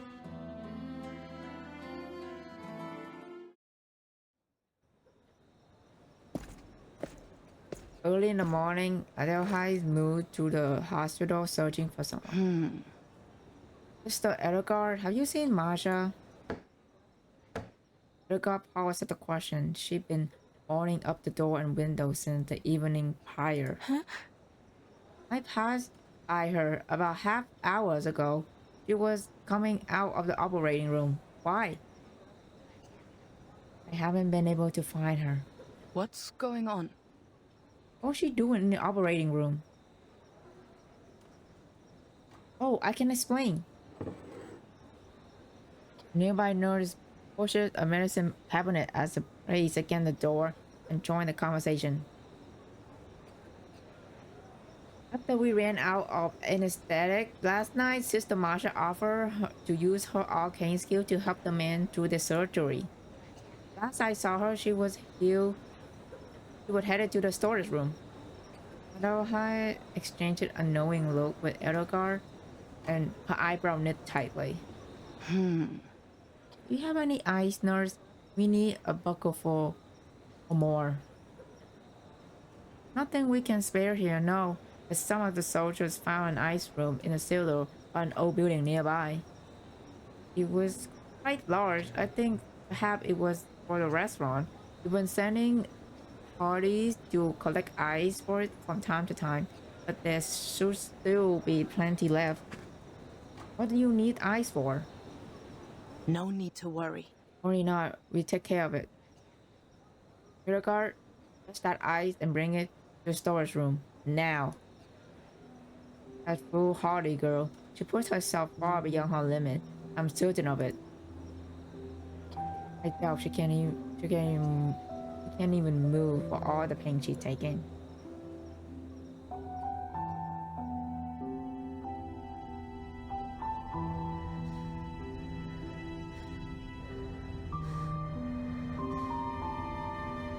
Adelheid entered the storage room. Her suspicion is immediately confirmed by the slow breath she heaves out from the corner. Oh, my girl is overworked. Oh, she's overworked trying to save these guys. She's pushing herself. In a room of empty boxes, oh shit. And broken things, she finds Marsha goes up against the wall.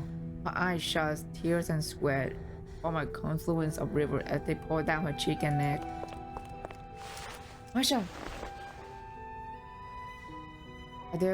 Otherwise, hurries to her side, ease her gently to the floor. As just a touch, she can feel the burning heat radiating from her body. Oh, she is completely over, like pushing herself. Otherwise, Leave it to me. don't speak. Slow your breathing. There's nothing for it now. You must simply endure. Little girl is bringing up some ice water to cool you down, just like we used to back home. Do you remember that? I know you always fear the cold. You have every reason, but you won't survive this heat.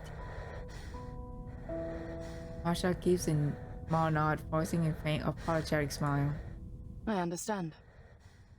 You won't be content until you die a martyr, will you? Why would you do something so reckless?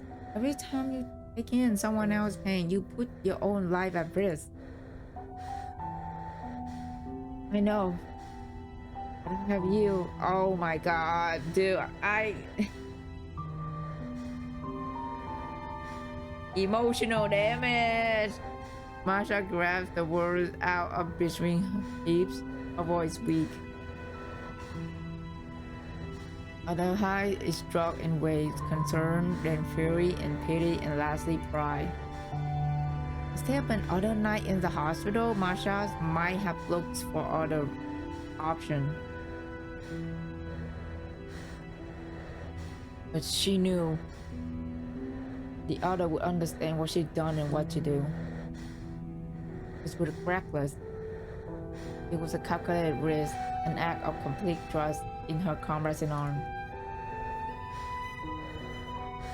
Promise me, Marsha, swear by your oath, you would never do this to me again. Marsha! The other knights arise, hauling a tub and bucket of ice water, barking orders back and forth as they clear a space in the crowded room. Together they lift Marsha up and ease her into icy water. Burning heat hit the ice cold. The clash is severe, sharp, painful, sending her into a pulsing shiver as she sinks into the tub. Wood failed to breathe through her now. Clattering teeth, hot and cold, slamming to one another like the beginning of cyclone. Pain swirled in her, tearing her thought apart. Her vision darkens. Marsha? She falls back into the abyss.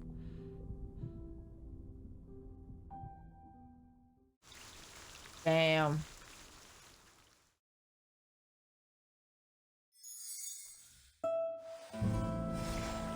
Part 7. The eagle and the firewood.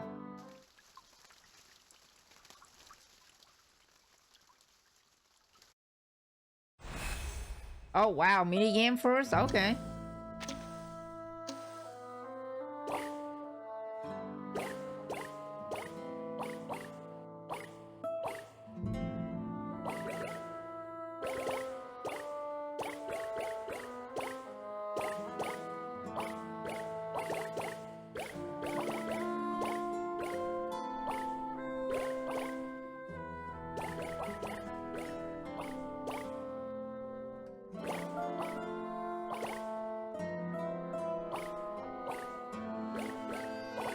Bro, we have to collect all of this shit. Oh my god.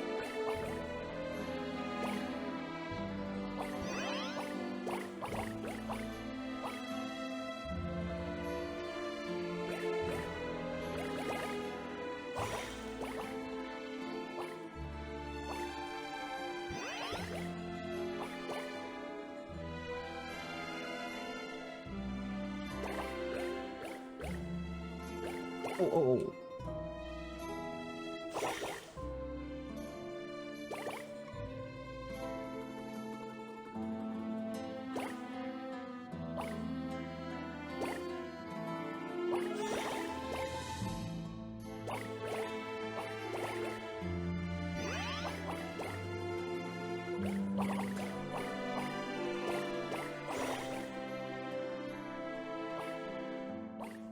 Okay, one more.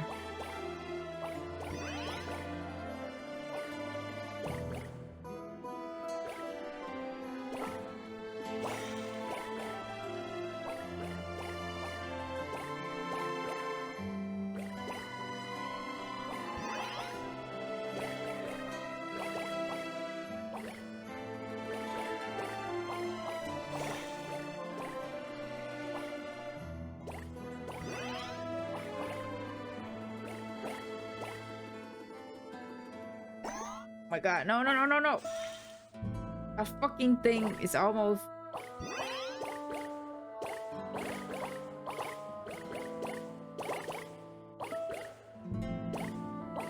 Come on.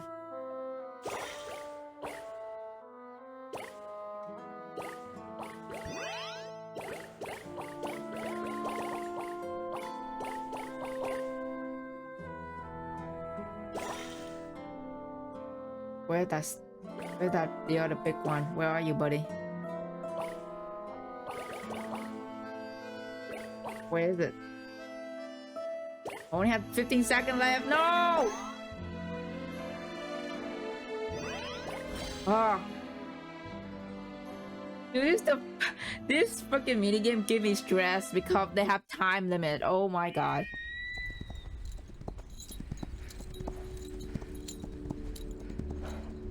Hurry now, Freya. Assassin lift its hood and charges into the fierce alpine wind. Above them, an eagle flies its broad, powerful wings cutting through the sky like a golden Look arrow. above us. It's wonderful to see Verena flying so high after her recovery. Marsha gazed at the soaring raptor, her young face lit with excitement. She had found the injured eaglet beneath the mountain ridge a month ago and took it under her care.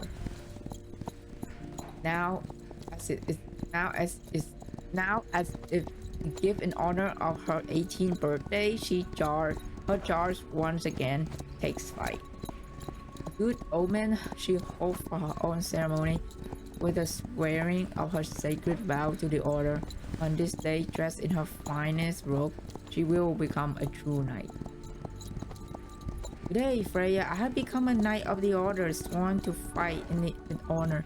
I have submitted an application too. If the Grand Master accepts, I will be trained as a pilot.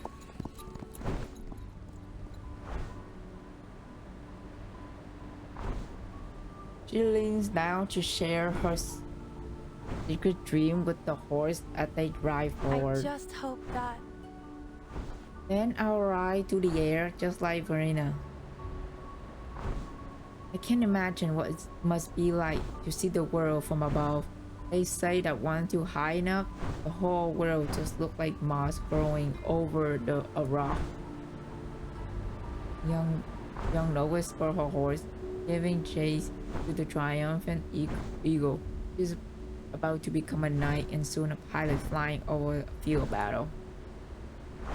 With the wind whipping past her ears, she feels as if she's already flying, riding the wind to the fire and blood towards her future Skill glory. and courage alone decide victory and defeat. Just like drafting knight in the old day. Up there, she can bring her victory and honor to her order and nation. She looks herself in the vision. In her mind, she imagines herself as her eagle looking down at the world as she swoops between the clouds. Boundaries between earth and sky dissolve. Her dream feels close enough to touch. Faster, Freya. We have to keep up. The horse answered with a loud neigh. It sounds like an agreement. You race whenever the night heart leads them. Her heart leads them. Swift as a flash. No fear is too fast for them. Glory, bravery, loyalty. These are the virtue and the triumph of a knight. Galloping hard, Marsha believes her path lies wherever these words guide her.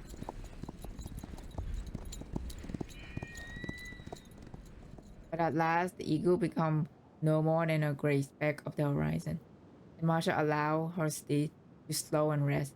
Her dream fly off on the back of these golden wings until... Marsha. Here you are, Marsha. Marsha stepped out of her reverie. She dismounted in a flash and rushed towards her teacher. Adelheid! Adelaide. Oh, I've been saying Adelaide the entire... Oh. Okay, so it's I've been calling her Adelaide, but it's actually Adelaide. God damn. It's Adelaide. Okay, Adelaide, did the replies come? Did the Grand Master approve my application? Adelaide signed. I'm sorry, Marsha, but you have been assigned to the 15th Infantry Regiment. You depart in 1 week.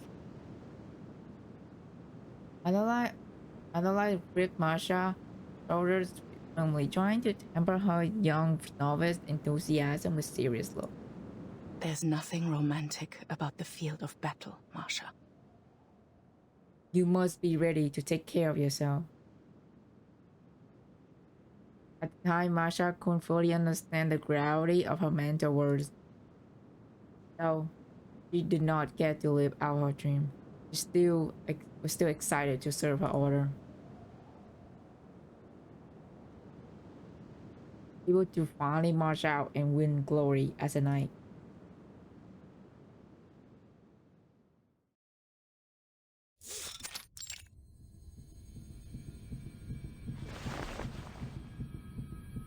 Marsha wakes in the deep ache in her bones. The deep aches in her bones. A heartbeat drums in her ear. The ice water has done its job, easing the worst of her pain. She lies on a makeshift bed of sheet. Her clothes already dry. I need to thank Adelaide properly. She stood up. And the first thing that met her eye is a pair of pants. The nails are uneven. Thick colors cover the joint. Dry skin is cracked and rose stain lingers around the fingertip.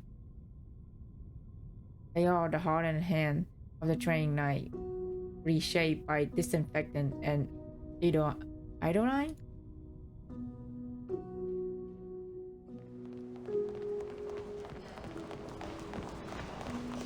Oh, we can check on Ilya. Ilya. His wound may be infected. Marsha stepped out of the storage room. I have Dakin's solution here. Marsha returned to her work as though nothing ever happened. Though the word her mental lingers in the back of her mind. Don't worry. Let me clean this wound. She returned to the patient and leaves her past behind.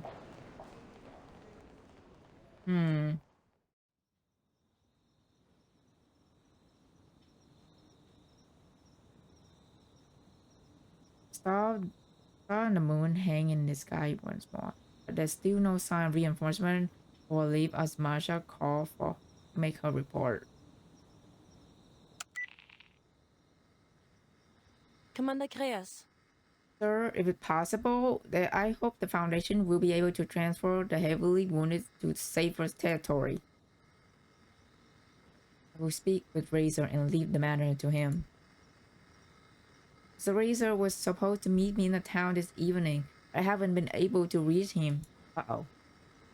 I received a report he made contact with the Madness, and along the way, as soon as he mops up that little problem, he should arrive in the at the hospital without delay. Oh boy. Hope nothing bad happened. Marsha allowed herself to relax, tense, aching her muscle finally slack. Though the change would be imperceptible to most. Good. And I will wait his arrival. But There's some soldier here from out east, the Dawn region. They have heard about the fighting there and wanted to help. With transportation be arranged? Also, I submit a request to remain here and assist the hospital staff until the evacuation is complete. group and arrange. Though I suspect you to accompany them on their journey back. Timekeeper team will be headed that way as well. Oh, the next mission is to support our Xeno allies in their flight and to rendezvous with the timekeeper team to assist them in whatever they need. Understood, sir. Hold on, soldier. Mind if I ask you about your friends from the orders? They'll be staying behind here as well for the time being. We're working together to get the wound treated and evacuated safely. Right. Was hoping that this will mark a change in our rocky relationship. Keep me updated. Yes, sir. Marsha.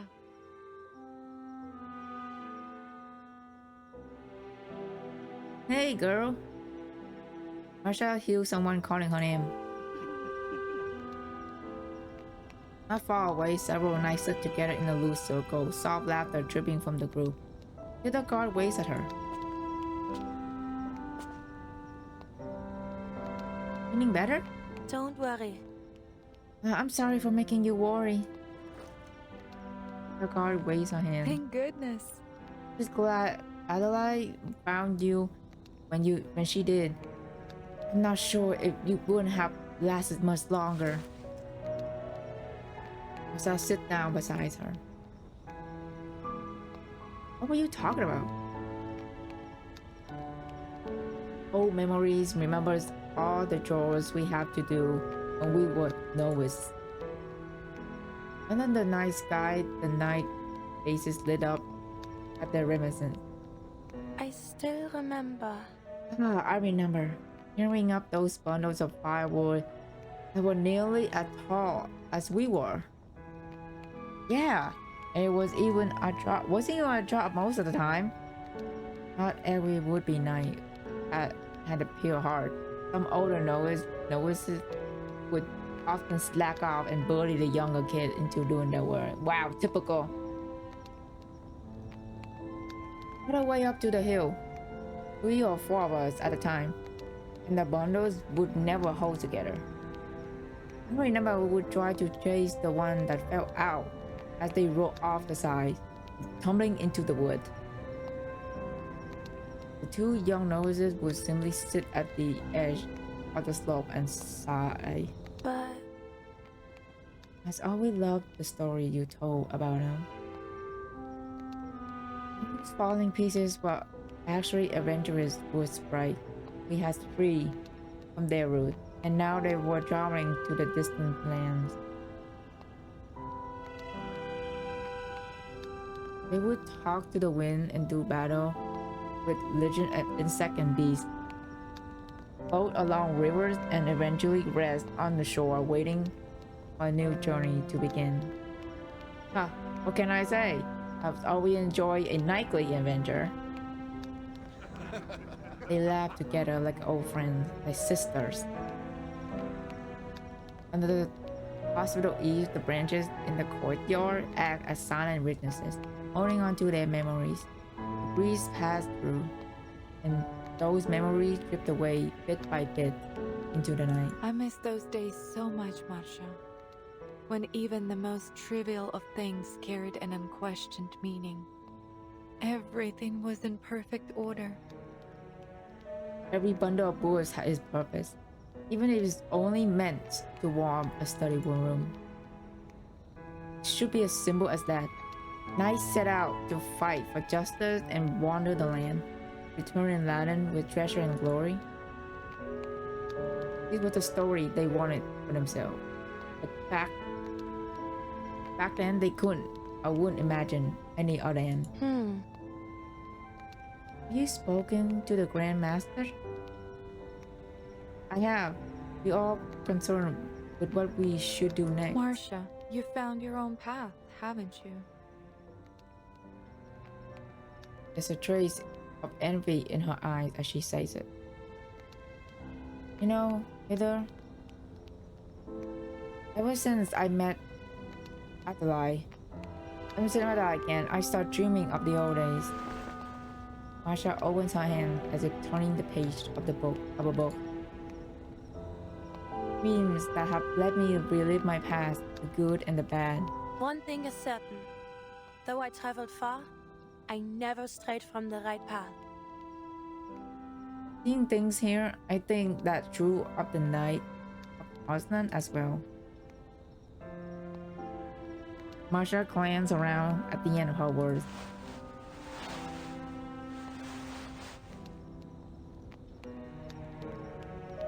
Hilda, where's Adeline? Uh-oh. Uh-oh, I hope nothing bad happened. Oh god. Okay, last part, let's go. Burning of Glory.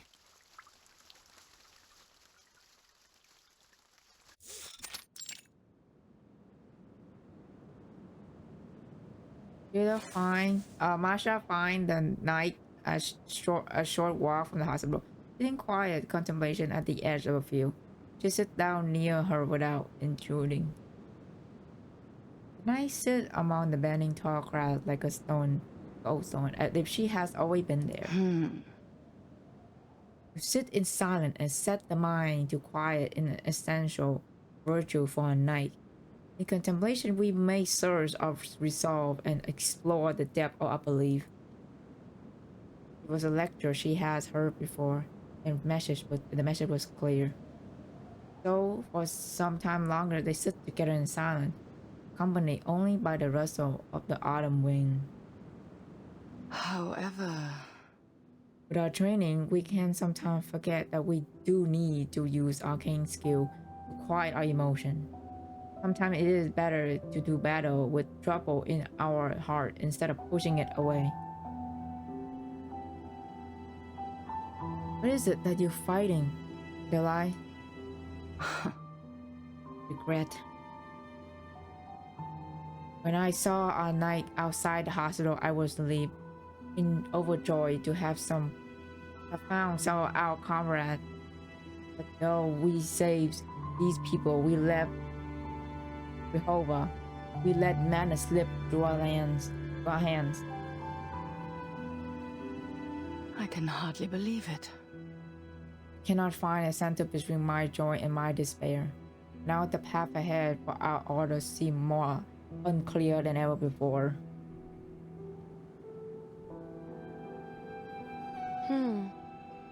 You made the right decision based on what we knew.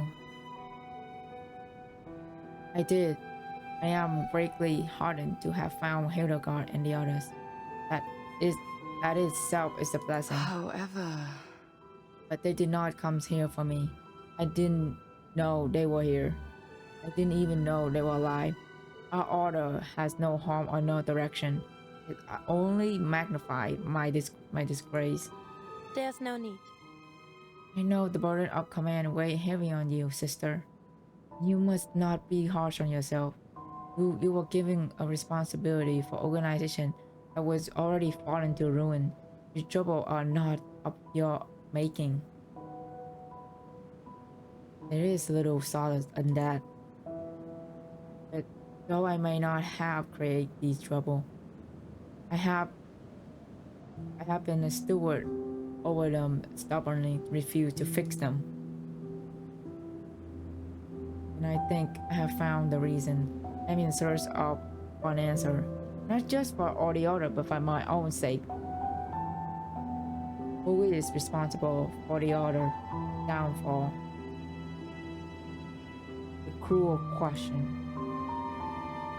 Madness. That answer is too easy. Blame an enemy for our downfall is a hollow excuse. Do I blame the Kaiser? Military? State? How long have we served the ruler of this land and never once doubt their authorities? But I feel the truth is all too simple. The others have grown outdated. The age of chivalry is longer. We've always been a mere remnant. The horror of this war comes as a long-awaited death knell. But Adelaide raised her hand, stopping Marsha. Back then, When I found you in that storage room, I was filled with guilt and regret. I felt the same the day I heard of your death. I I never, had regretted it. I will never regret saving you from that snow, child. But perhaps I was wrong to bring you to the order. You could have lived some happy life with normal family. Instead, we forced you to press your nature, mold you into a warrior, and convince you that it was your duty to give your life for the sake of your vows. The silent grief struck Marsha hard. Adeline has carried her debt all this time. Adelheid, I'm sorry I didn't tell you then. I shouldn't have let you carry that much guilt. this is my choice. I won't regret becoming a knight, Adeline. My days with the Order has given me the most precious gift. It is the character you, Adeline, and the Order gave to me that kept me from despair in the face of horror. It is my vow that keeps me on my path when the way is narrow and the road messy. Marsha turned to Adeline, closing in towards her, meeting her face. I understand. Adeline with defeated sigh. I can see your resolve. Once we brought your temperature down, I left to help the others. However, I feel as though I look away only for a moment before you go right back up, tending to the wounded as if you had forgotten you had nearly died. You may only have the partner now, but you are as true a knight as any of us. Worthy sister of the Order. Adeline returned briefly to her contemplation, picturing the knight walking tirelessly to the hospital, and Marsha stand among them.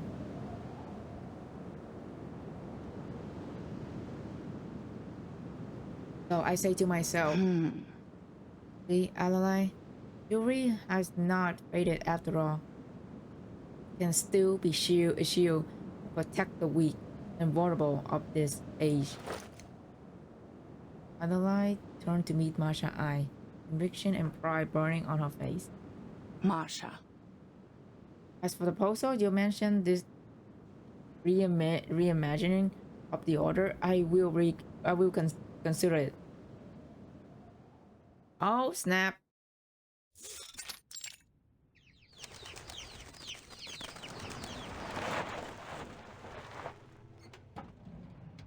In the golden light of dawn, a transport convoy bearing the Foundation logo arrives outside the hospital. Marsha finished up her rotation to the ward, but on hearing the noise, she finds an unboarding window and leans out to get view. Mr. Razor, good to see you finally arrived. The captain offered her a worthless nod before returning to unloading the vehicle. Behind him, people in gray and white checkered uniform carrying supply into the hospital as the new medics rushed in beside them.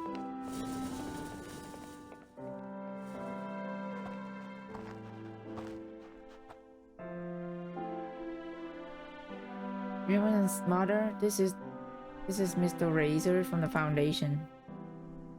Marsha leads Irene over. Mr. Razor, we appreciate the Foundation's support. Your arrival is a long-awaited constant. Don't mention it. We got our orders. We'll begin transferring all the heavily wounded out to the safer location. Be ready. In 4 days' time, there will be a train passing to the station nearby. Everyone else is loaded up there for evacuation. Don't worry. I have been given permission to remain with you here until that time. And once we evacuate, I will accompany the soldier that wish to keep fighting in the Dawn region. We will deploy to assist the Dino Cavalry Corps near Belgrade. Ah, so it is before chapter 12. Or 11. No, it's chapter 12, before chapter 12, yeah. Wonderful. I'll share the good news immediately. After Irene leaves, Razor turns back to Marsha. I should apologize. We arrived much later than intended. I'm not proud of that. I understand. Mr. Krayas informed me of the situation. You were delayed by the madness. And it involves you. We ran into one of their own convoy along the way.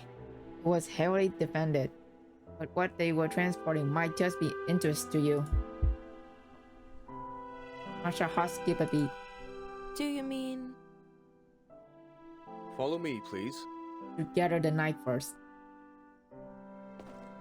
What is it? Marsha summoned her brother and sister, and they follow racers out of the Foundation Park convoy. Among the familiar liveries of Foundation, one struck them apart. Oh, Man is struck. Exactly. Correct. We had already gotten word that the hospital was secure, so we knew we have an opportunity. We decided to engage them, just to see what were all the fuss they put to defend it in. But We sent them packing and managed to seize the transport they were protecting, which led us to this one. During the inventory, we noticed that many of the items bore the seal of our order, Marsha, so the Foundation authorized us to return these spoil to the order. What? I stepped forward in disbelief as Razor opened the door of the truck. Inside the dim interiors lie dozens of recovered paint, stack upon stack of yellow book, poems, silverware, and shattered dust-covered sword. I can hardly believe it. The ledger of the order, candlestick from the meeting hall, and oh shit, the sword. The sword falls from a patterned steel rests among them. Its coat is wrapped in black horsehide, and the blade fractured into several pieces. The familiar Latin inscription can still made out along the broken blade. That Herman's sword, the one that vanished after his death. Adelaide gathered the broken blade into her arms. Her finger runs along the edge lightly, and a thin line of blood wells up. A dim, dark blue shimmer ripples across the sword. Human arcane skill, bound to the blade and awakened by blood, revealed the truth. Herman used his sword in his fight with the madness, leaving traces of the incantation on it. They must have taken it to hide any evidence of their involvement. Long rumors, secrets finally lay bare, except bare. Behind Adelaide, the knight drive their sword into the earth, and hand rest on the hill, head bowed and silent. Marsha put her hand together, offer quiet prayer for her old grandmaster. But Didn't recognize the sword at first, but we found the order name on some of those spoken documents, though we knew for sure after we saw this. Oh my god, I love this art.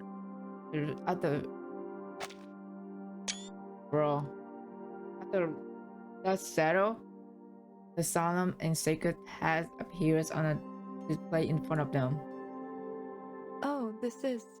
That's Marsha dubbing ceremony. Remember, we had painter staying with us at the castle. He painted the ceremony to repay us for his hospitalities. That was the day Marsha took her vow as a knight. Of such moment memorized in a painting is a rare honor. By coincidence, Marsha knighting was preserved forever. A moment that belonged not just to her but to all the knights of her order. Every knight once stood at that same place during the dubbing ceremony. They pledged vows for their new brothers and sisters and waited for the sword, so every symbol of knighthood to rest on their soldier. They vowed to hold the order in reverence and to defend it faithfully. I vow to keep this oath without deceit, to heed the statuses of virtue, to honor the counsel of my brethren. Bis zum Tage meines Todes. Marsha murmured her oath beneath her breath, soothed by the memory. All the training I've done was in service of that day. That day, I became a knight.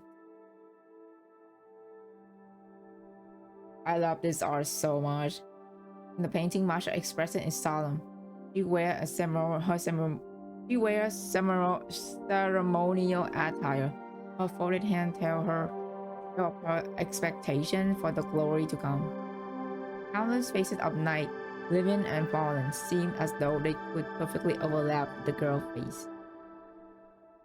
The knight departed from always lodged at the dubbing ceremony, carrying off their duty under the Grandmaster's command. We looked forward to it. We look ahead to the future mission, eager to prove ourselves to return with glory earned by our swords. Until that night, glory was laid to waste beneath the weathering sight and machine gun fire. Now, the one that survived wandered without purpose around its grave. The young woman in that painting walked a different path, narrow one and defied by her vows, but no longer constrained to them. A path too small for steed to charge, too tight for armor to pass, so she released her horse, laid down her sword, and packed away her breastplate. As she kept her pardon, the series still gleams as a guide, North Star, and reminder of what matters. And The order. the night of Hearthstone must begin anew. As the painting is uncovered, the distance between the past and present clear away the dust of history. Is open a bloody wound long left unattended, a rip that has kept them divided and weak. Adelaide removed her cloak and gently covered the broken sword. I can hardly believe it. I would never have dared to dream this sword would be recovered. Strangers steal for it to have been found and returned by an organization she had long distrusted. Though the sword is far from my other most precious relic, it's possible for other items of true value are gone forever. It doesn't matter.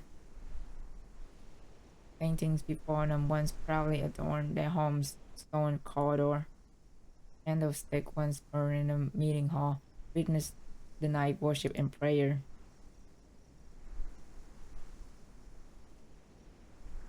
Apart from that sword, the rest of the item are humble things from the castle. That though they may have a little worth, they are rich in memories. Not all of them glorious, but small, tangible, and real. However, Even so, I feel our treasure have been restored. Just like the shield Stas gave Adeline, the one she carries at her waist. what defines a knight? Adeline asked herself. Uphold our value and never bow to evil, to honor our brethren alive and dead through our words and our deeds. It's more of a burden than an honor. You told me that after the dubbing ceremony. Marsha walks up to her mentor and comrades in arms. Yes. A knight path is not one of extravagance,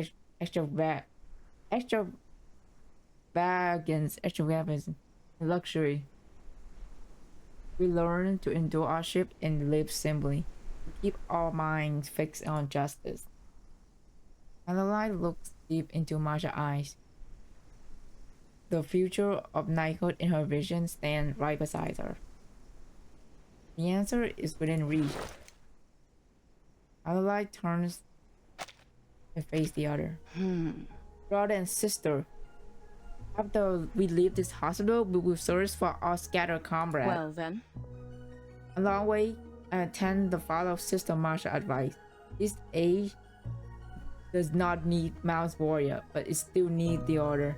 We will find a new purpose to help the vulnerable, to heal the sick, and to care the wounded as we once did on the day of old. The night will distance themselves from the wicked game of war. We shall return to where we first began. Von diesem Tage an kämpfen wir nur noch, Leben zu retten. Vor der Sichel des Todes. Our effort will no longer be confined by nationality of greed. Murmur of ripples through the night, yet not a single voice rises in opposition. Marsha listened quietly, surprised. You will follow wherever you lead, Alalai, but this is significant change. Well then. That may be so, but I am but the acting grandmaster. Though it is my vision, I will convene a meeting of the orders so that we may decide our path together. Alalai looks at Razor. What if the order choose this path, this may come the day we will seek to collaborate with the Foundation, provide the Foundation remain what it is today. The squad leader bowed his head in respectful agreement. May the peace be with us. Mr. Marsha, should that day Marsha, come, you will serve as the bridge between the Order and the Foundation. I'll do my best. I will, Grandmaster. Simple words are said as a solemn oath.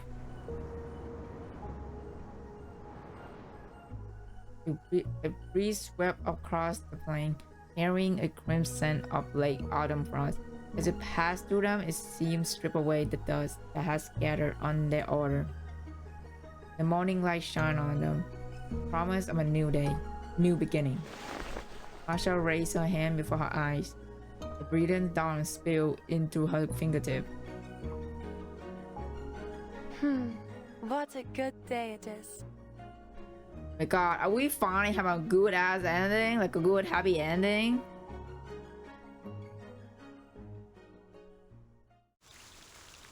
We are! We finally have a fucking happy ending.